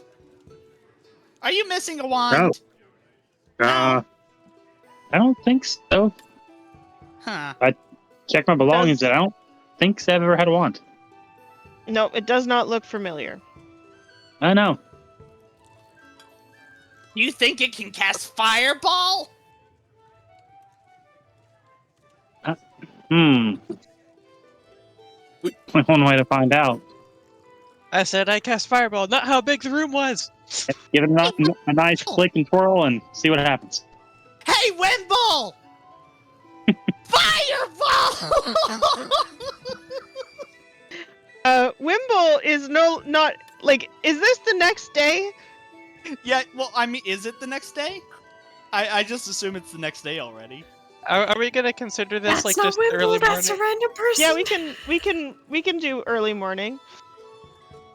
Yeah, in the morning, we're at breakfast, and I just point at Wimble that's sitting across the table from me. Fireball! Oh, so you're doing this in the inn? Yeah, you said early morning. I don't Yeah, know. okay. Is it breakfast? Yeah. Fireball! Okay. Wait, is So- this a legitimate wand or an arcane focus? This is a wand. It's a wand. Oh. What? So you believe it's Fireball Yeah. because you haven't actually seen this wand before. So I need cast you to it make a 5 feet from me. Well, I need you to make a charisma saving throw. You got it.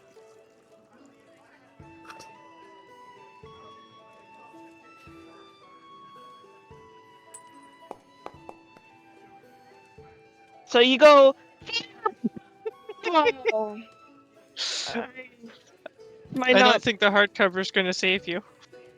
Like you go to do it and then you're like, yeah, no, that was a bad idea. Probably shouldn't do that. You're 5 feet from me. If it is a fireball, it probably wouldn't. And we're indoors, and On second thought, may I see that? oh yeah, here you go. Maybe you can make it do a fireball. I Seven. probably. Seb was amused at first until he saw him actually go to do that, and he's like, "Oh no!" And now he's just gonna spend the morning just studying the wand and see if he can kind of figure out anything about it. He initially thought it was just like a focus, but if it's a legitimate actual wand, he wants to try to figure it out. Yeah, I mean, if you spend an hour with it, you can figure it out. As you're this is the wand of conducting, right? Yes, it is. So as you're like looking at it, you go, well, I mean, you're about halfway and you go, there's no reason this should cast a fireball. That makes zero sense when there's little itty bitty carvings of musical notes and dancing people. So that can't be it. But so then you finally like starts to speak to you in your mind, and you start. Well, actually, for you start to hear whispers of the Kender is actually quite dumb to think that a dancing stick would cast a fireball. I mean, it probably would be much more appropriate to make music. And then like another voice is like, I wish I could dance again. I love dancing. And then you see like off in the side of you, you see like a flicker of blue light start to dance and then disappear. And then at the end of the hour, you discover it's a wand of conducting. As he hears those voices, he just looks up randomly and goes, "That's rude," and goes back to studying the wand. All of you just hear him just randomly look up and go, yeah, that's rude. To no one. Arfire's looking between Wimble and Sev and just being like, oh. Are you okay, gods. Sev? No, I'm fine. Who are you talking to? He's so focused, he didn't really realize he spoke out loud. He's like, Yeah, when Wimble says that, you hear, shh, shh, shh. We don't want him to see. We can't be caught. It's okay, Sev, it's fine. We're not here. Myself? You're here. We're not here. Do I believe him? that he's talking You to can- himself. You can roll an insight check if you want to. You Seth, can dance roll a if you want deception to. or yeah. God, my rolls tonight. It's still a 13, but ugh. Yeah, that's not gonna do it. Yeah, no. He is talking to himself. I mean, literally, he is talking to himself. Well, if you ever have rude thoughts, point them at our fire. Don't point them at our fire. She gets kind of grumpy. She's not too pleasant when she's grumpy. Seth, you To need be to honest- tell him when you start to lose the argument, that's when you have to worry. I'm not entirely But sure. you're not how talking to people yourself, here so it's fine. Stayed alive. I'll show you pleasant, you little short fuck. Yeah, then at the end of the sorry. Oh, I was going to say, since you have identified what the wand does, I'll go ahead and tell it to you. This wand has 3 charges. While holding it, you can take a magic action to expend one of the charges and create an orchestral music by waving it around. The music can be heard out to 120 feet and ends when you stop waving it. The wand regains all expended charges at dawn, and if you expend the last charge, you roll a d20 on a 1. A sad tuba sound plays, and the wand crumbles to dust. Oh, Tuba Sad sound. tuba. at the end of the hour, no matter where we're at, he switches the wand as he's conducting and lets the music goes. Oh, this is what it does, and then he'll stop and hand it back to. So now it is down a charge. Yep, got it marked. Yeah, as soon as you start conducting and the music starts playing, you see little sparks of blue start to dance in your corner of your visions. Oh well, then he actually stops speaking. He's actually watching. He's really entranced right now. He's doing this trying to catch him. And I'm assuming no one else sees this. Nope. Yeah, he's look really weird. I find myself in strange company all the time. This is normal. This is normal. But once he snaps out of it, he'll return the wand to Pippin. We go check out that job board and our fire was telling us about. Get some of the get some absolutely. gold in our Sounds pockets. reasonable. Yeah, to be honest, I think like most of these sound pretty easy and just like we can pick them up as we go. There's that one trying to find the locket between here and the temple.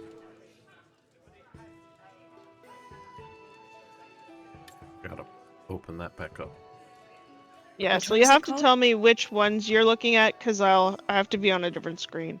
That's lost somewhere between the shrine and the place we just came from, right? Oh, I thought it was the town we're in. Oops. Yeah. And Where is it We're at? in Moonbridge. Are we in Moonbridge? Yeah. Oh, so it's between the temple and the bridge here. Yeah. Which one are you looking at? It's Lost. a lost And they're Found the lost. item. first one. Oh, Okay. in the Lost and Found. Yeah. Yeah, it's just called Lost. It's a silver locket necklace. With a portrait.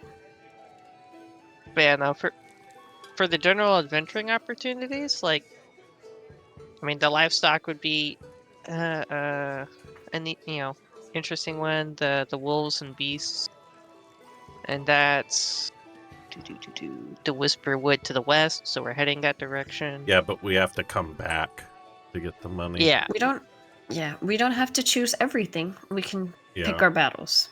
But I like everything. I know. Alright, the concerned father, I think, would legitimately be, like, we're already trying to catch up with the clergy anyway. Yep. The concerned father and message to the departed, possibly, because that one would have to return, is an option. I put it all. The ones that and we've then selected. And then the Bridge Keeper's box, because that one we could do here. Yeah. We just have to go figure out a box. And Silent Singer. Literally Yeah, just that's break into someone's house. Yeah, so the 3 we can Sticker. do here is the Bridgekeeper's Box, Silent Singer, and River Investigations. And then the other 2 we have to head in that direction anyways, and it's just next time we pass through here, or if we can get a message to them to send our payment somewhere.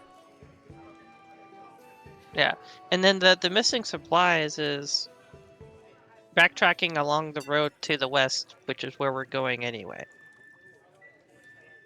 We are? Aren't we going west to go to Somnacia? Somnacia is to the east. No, Somnacia No, is to the west. west. Yeah, west. Yeah. Where you guys came from was the east. Mm-hmm. Oh, yeah, But then would we have to return for the reward for that one? Yeah. Yeah, that's but if we're already gonna pick up the concerned father and the message That's to the fair. departed.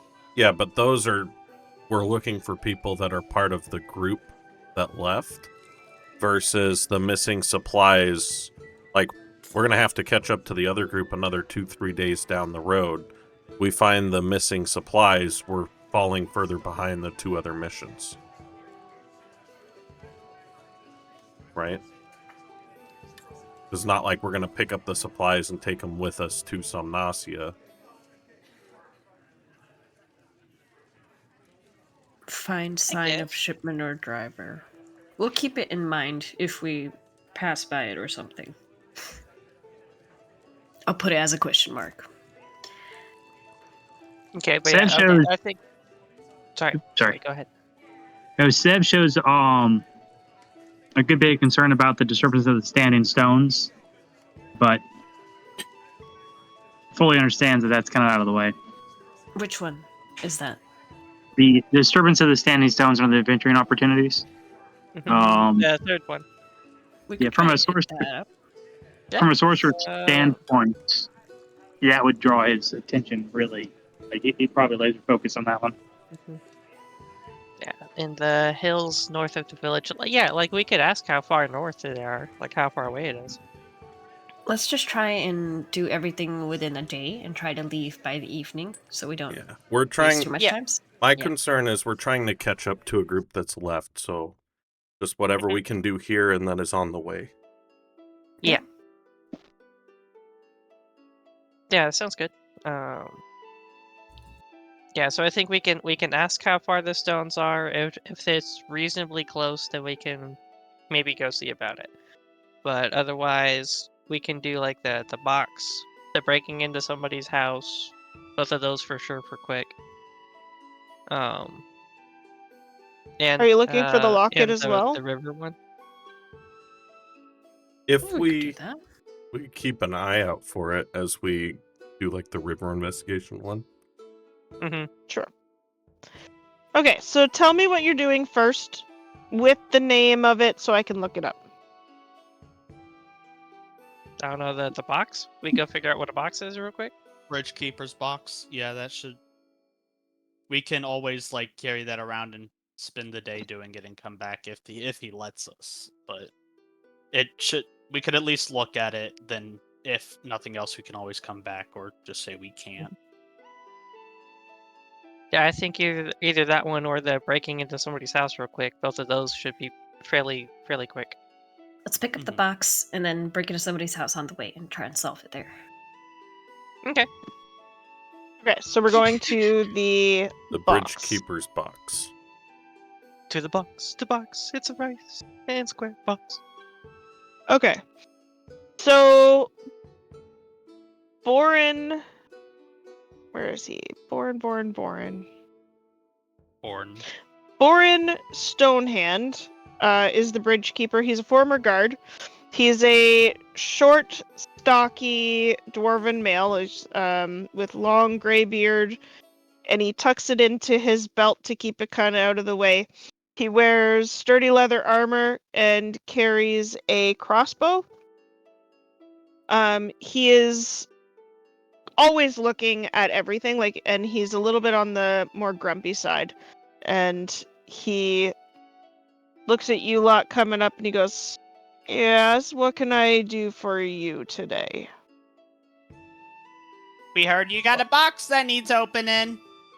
Oh, yes, I do. It's, are you good at puzzles? I'm good at opening things.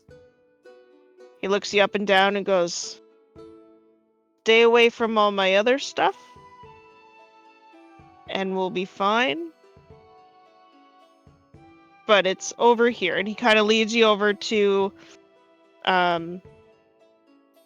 like his little station that he has, and he's got a big, fairly sizable box that has, like, it's quite waterlogged. It's got intricate, like carvings and levers and whatever, and it's like a pretty sizable puzzle box.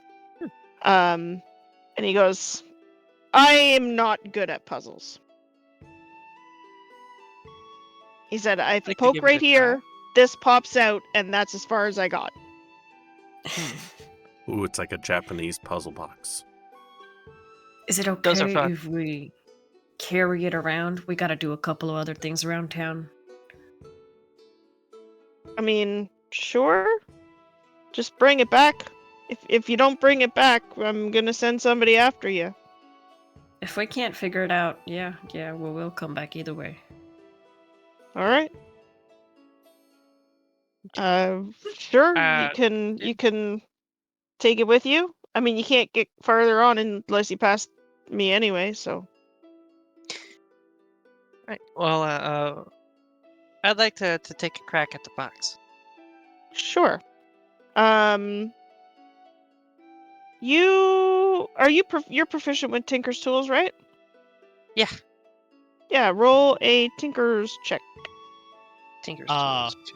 I dig in my pocket and I pull out the golden tooth that was labeled lucky. Oh. My lucky Okay. golden tooth, and I hand it to Magnus, and I go, "Here, this will help you. It's lucky."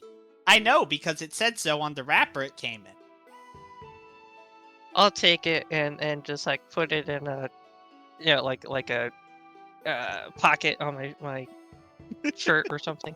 It's like, I appreciate that. Well, you I gotta. think it's I'm a gonna tooth. need it. It's a tooth. You gotta put it in your mouth to make it lucky. You got to make it And- work. It's a tooth. It goes in your mouth, and that's how you get the luck out of it. Like that. Is it all right? Is this like a person tooth or is this like a?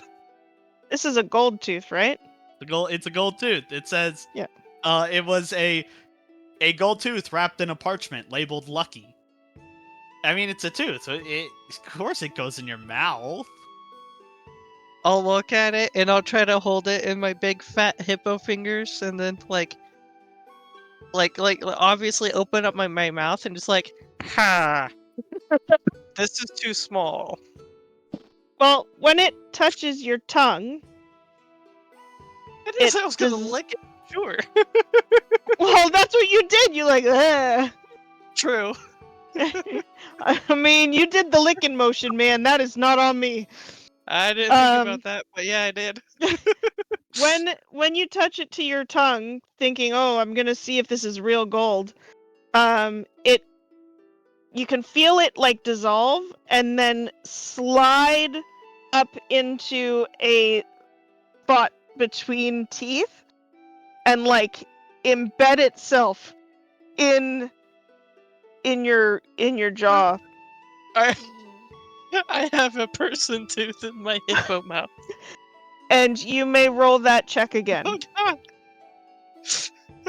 Worked? I made that up!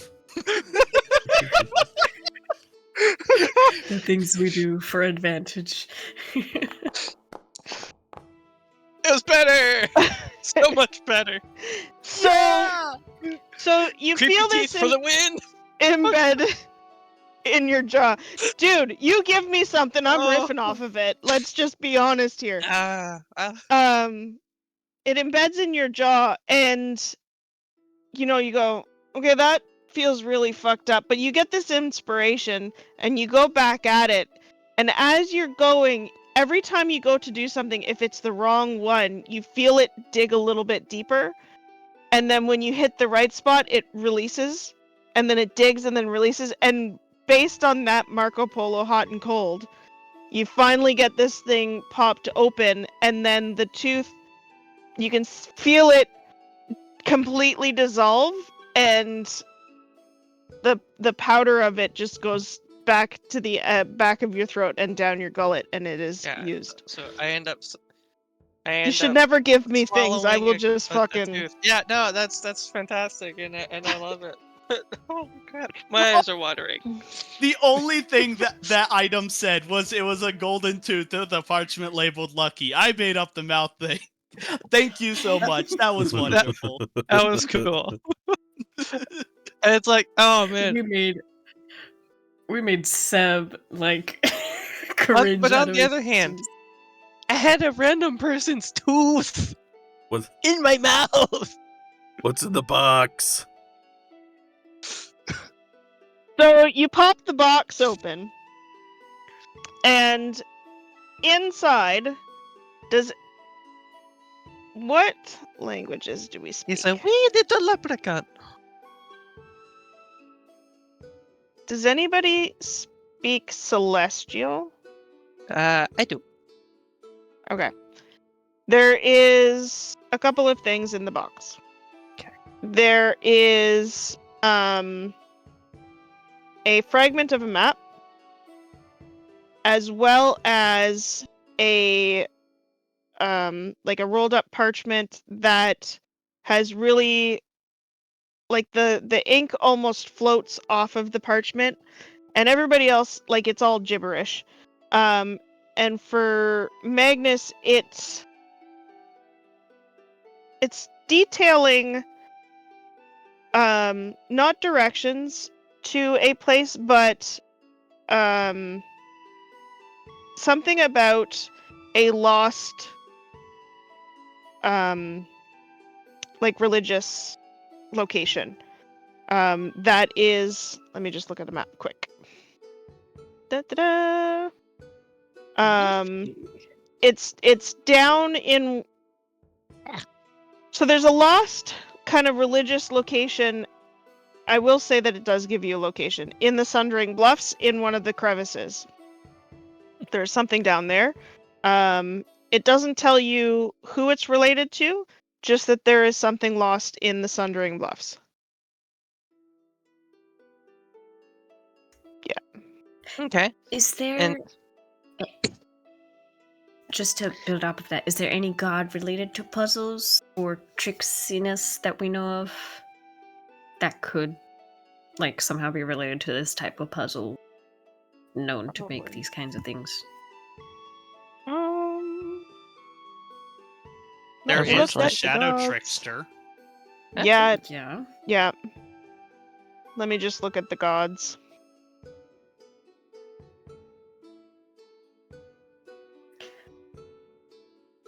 Alright, so not them. Not them.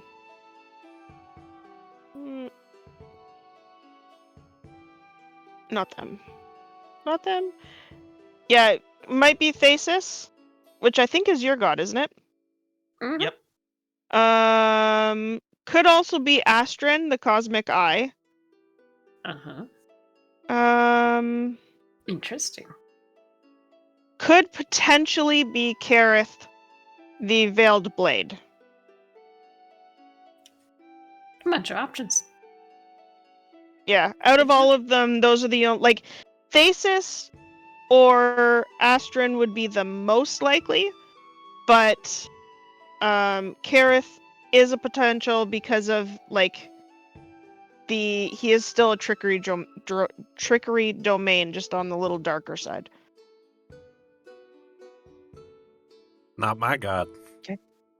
No. Well, your god does nasty things in the dark. The other one does nasty things.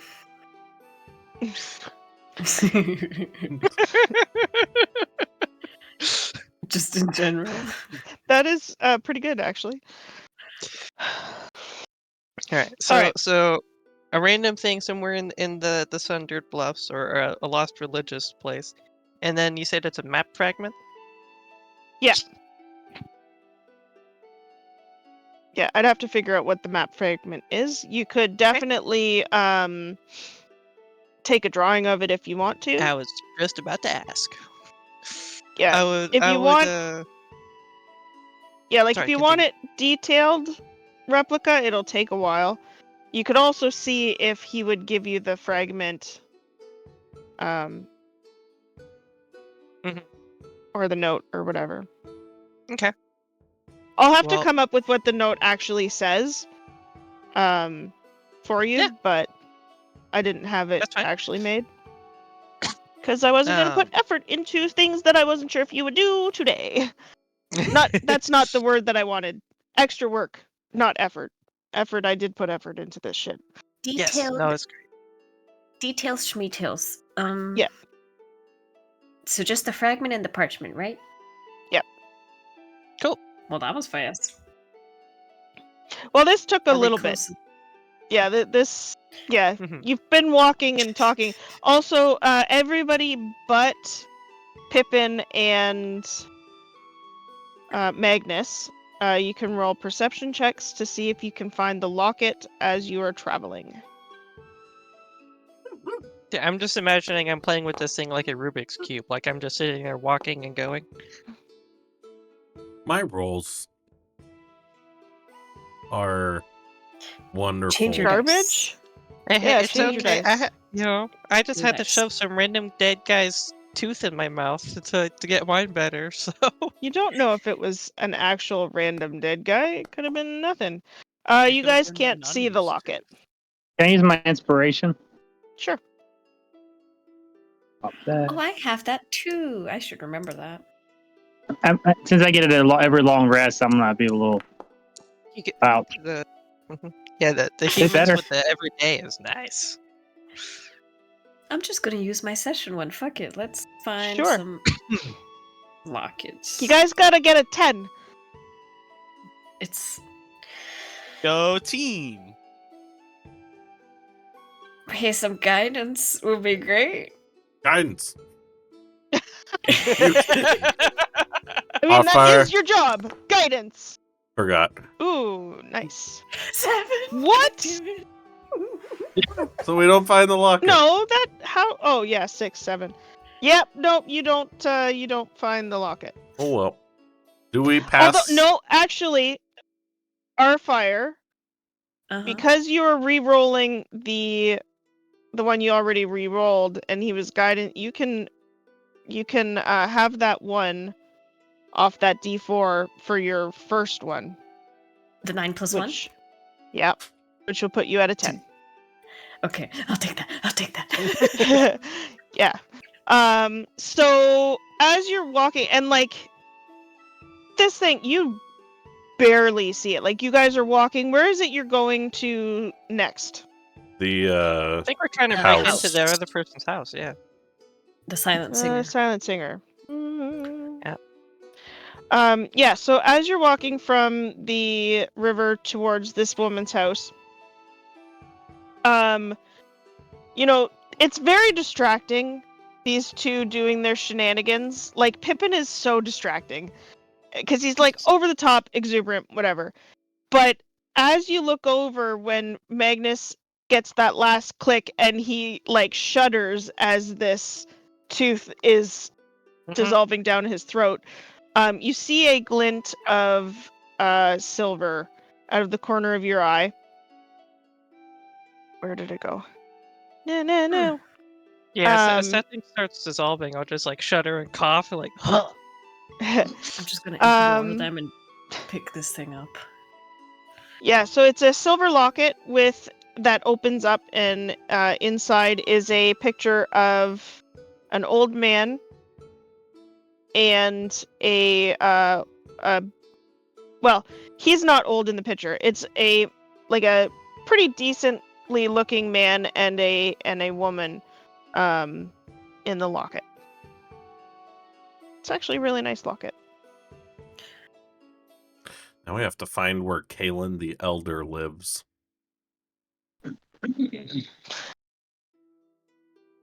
Sure, it won't be that hard. 5 sessions later. I mean, when we got to return the locket at the tavern, we could always just ask the tavern keep Yeah. Alana. I think it was.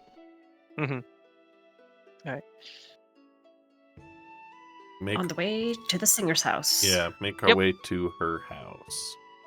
I'm making my way. Now, I'll just say, it doesn't Making say away. we have to break in, just discreetly check on her. So Eeny, we meeny, can- miny, moe. We can Tomato, be peeping tomato, Toms in the window first to see if we see her before we break in.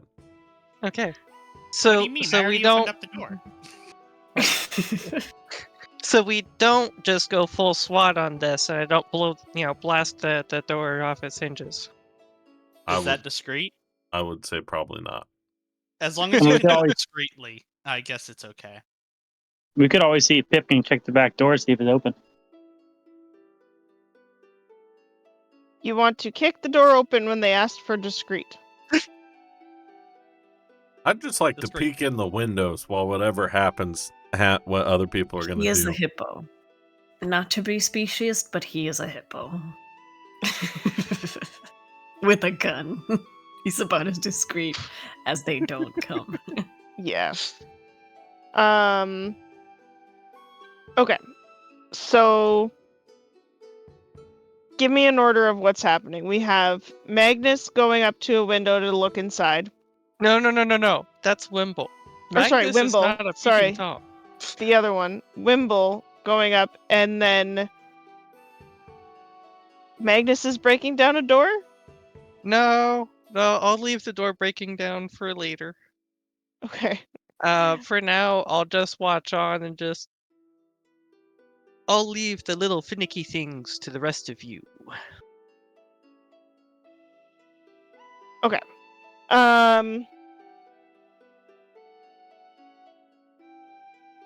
You look in the window, and it's a small, cute little...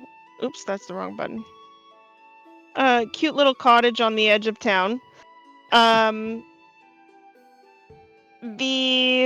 She's got, like, frilly, like, curtains, that are drawn, so, like, you can't really see past them. The window is, cracked very slightly to let a breeze in. You can roll a perception check.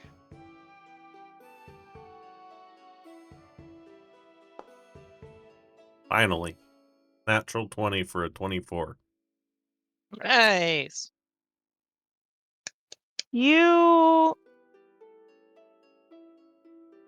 Let me think about this for a second.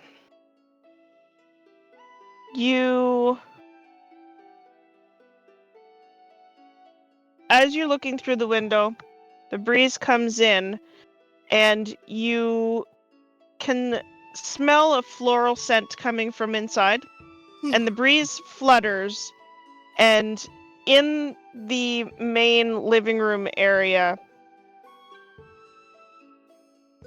there's no one there that you can see, but you do see, like, where a rug has been kind of displaced a little bit. And underneath there's, like, a little, what looks like something might be able to come out. Or it might be a hatch or something. You said the window's cracked to let a breeze in? Yeah. And you smell this, it's a beautiful floral scent. Can I try to quietly open the window and jump in stealthily? Sure. Oh, you want to do it stealthily? Yeah. Roll a stealth check, please. I will go stand in front of him and face the street. Oh, I am not good at stealth. Would me standing in You- front of him help at all? With my The armored prodigious cleric. size? Really? It's a 16. Yeah, no, standing in front of him's not going to help. Okay, It'll. I had yeah. to try. So, you very carefully wiggle the window open, and it's surprisingly well taken care of. So it doesn't actually screech or crack or whatever. And it just very smoothly comes up, and you go, "Okay, I've got this, guys." And you kind of flop up, because you gotta, like, jump up, but you're you're short, and the window's like a regular window height, so you like jump up and surprisingly slither down the wall, like almost like, you think, yeah, I'm gonna like poop in, and you almost poop in, but then you slither down the wall very silently, and you believe nothing has seen you. All right. And you come into this room. Take a look around. Are there any signs of recent life? So, no. Although there's, she's got, it's like you've come into a living room, and there's a pretty nice couch and chair set. There's this rug that the corner has been flipped up, and now that you're closer, it's very clear that there is like a trap door there. On each corner of there's the tables on the end tables.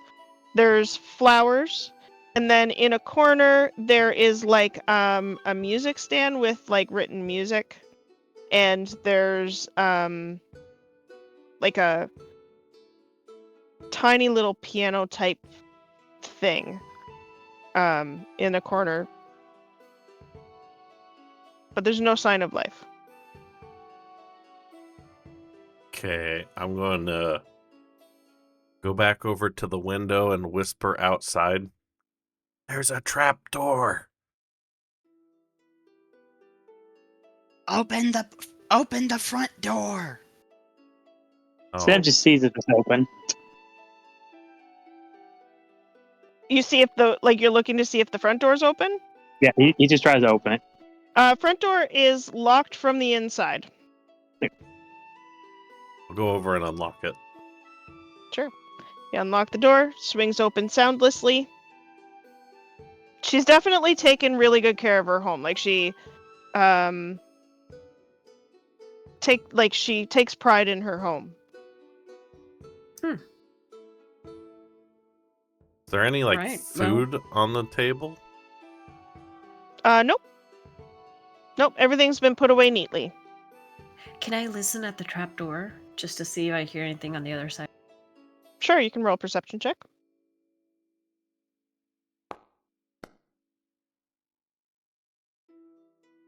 Okay. To compare that game, that's a nutty 20. So you move the rug out of the way, and it is definitely a trapdoor. You lean down to listen, and you can smell like fresh earth, like when somebody's dug out. Like it's almost like it probably is some sort of either cellar or somebody has dug something out. And you hear like the faint echo of a breeze coming from a different direction, quite far away.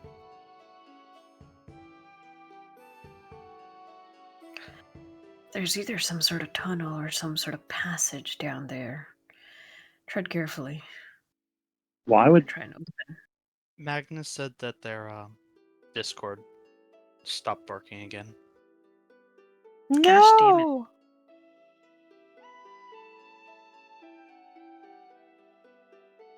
Hopefully he can hear us and type if he needs to do stuff. Yes. I'm gonna try and slowly open the trapdoor. Checking for traps and all that. Alright. With the nat 20, there are no traps. It is it opens again very smoothly. It was not locked, and there are it's like it goes quite a ways down into darkness. There is a ladder that goes down. Do you have dark vision? I am a half orc. I don't know.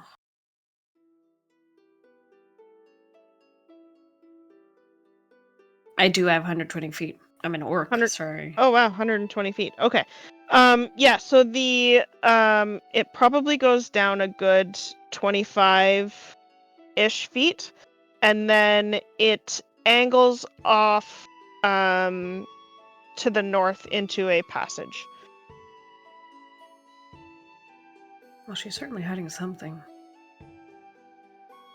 I'll wait for the others to come down quietly as they can. Sure. Is there a candle upstairs? You can find. Actually, she probably has. Actually, she has a Magitech torch. I grab it. Which, for those of you that are a little bit more knowledgeable, is very unusual for a village. I don't know if Seb would know that, but he picks it up regardless. He's like, I Sure. can't see, and starts going down blind. Well, I mean, if you flip the torch on, it illuminates. He knows we're trying to be stealthy, so he's going to be going very slow down the ladder. Okay. Double checking the steps. Okay, so no light. Okay. So, you are going to stumble into the darkness. And, you know, it takes a while because you're trying not to fall. Especially because if you were told, like, it's 25 feet, that's quite a distance. You might die if you fall. But you make your way to the bottom, and it is, other than the light coming from the ceiling, it is pitch black. And now that you're down here, it is quite dry down here. Like, it's well maintained. Fuck. Our fire. Thank you. You and anybody that can see in the dark, it's like, not only has this been dug out, it's been like, it's stone. And like, this is and this has been here for a long time. Like, this is not a new addition by any means. I see Sev coming up. I'm like, can you see? Just grab on whoever's next to me. I don't know who it is. You can turn on your light. I'll just stay in front. You stay at the back. He pushes a button or however you turn it on. Yeah. So this particular one has like it's like a tube with a crystal on the end. And then there is like a couple of different runes. And when you touch one, it does different illuminations.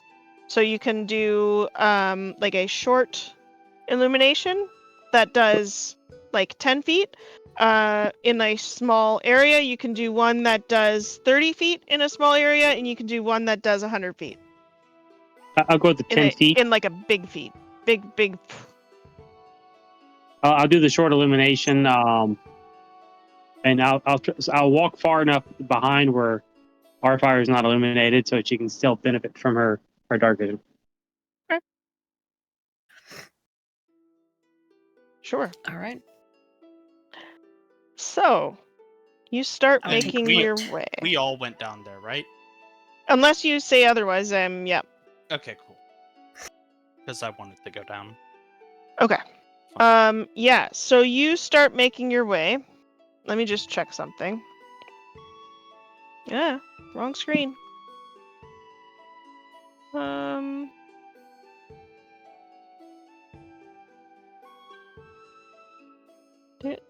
Do.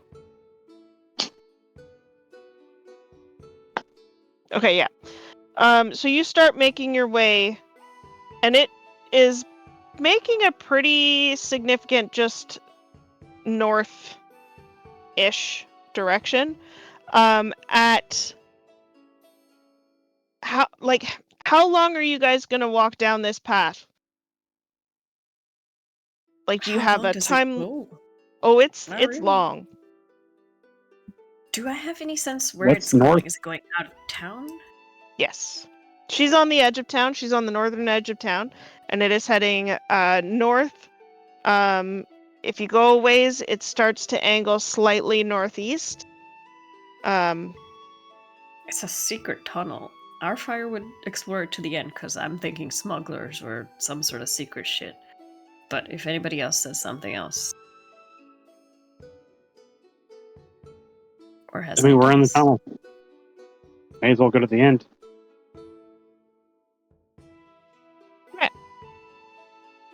So you start traveling down this path, and you go for 20 minutes, no end. 30 minutes, no end. You hit about the hour mark, and you start to hear like more airflow. Like you can start to hear air coming from the end into the tunnel. You can start to smell the open air. And another 10 minutes down the path, it comes out to, like, you end up at a kind of like a natural type door, almost like almost like a druid's door. Does that make sense? Like something made out of like natural materials. And when you come to the door, you can hear voices on the other side. And that's where we're gonna end.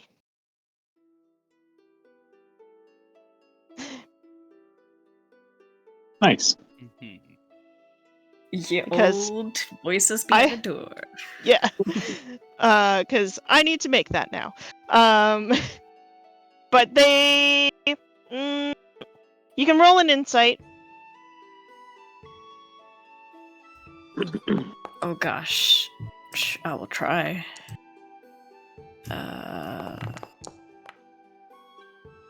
Man, your guys' rolls.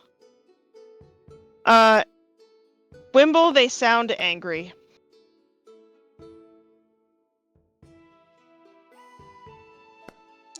You're muted. Fuck, I rolled a 22. They don't sound like the people back in town.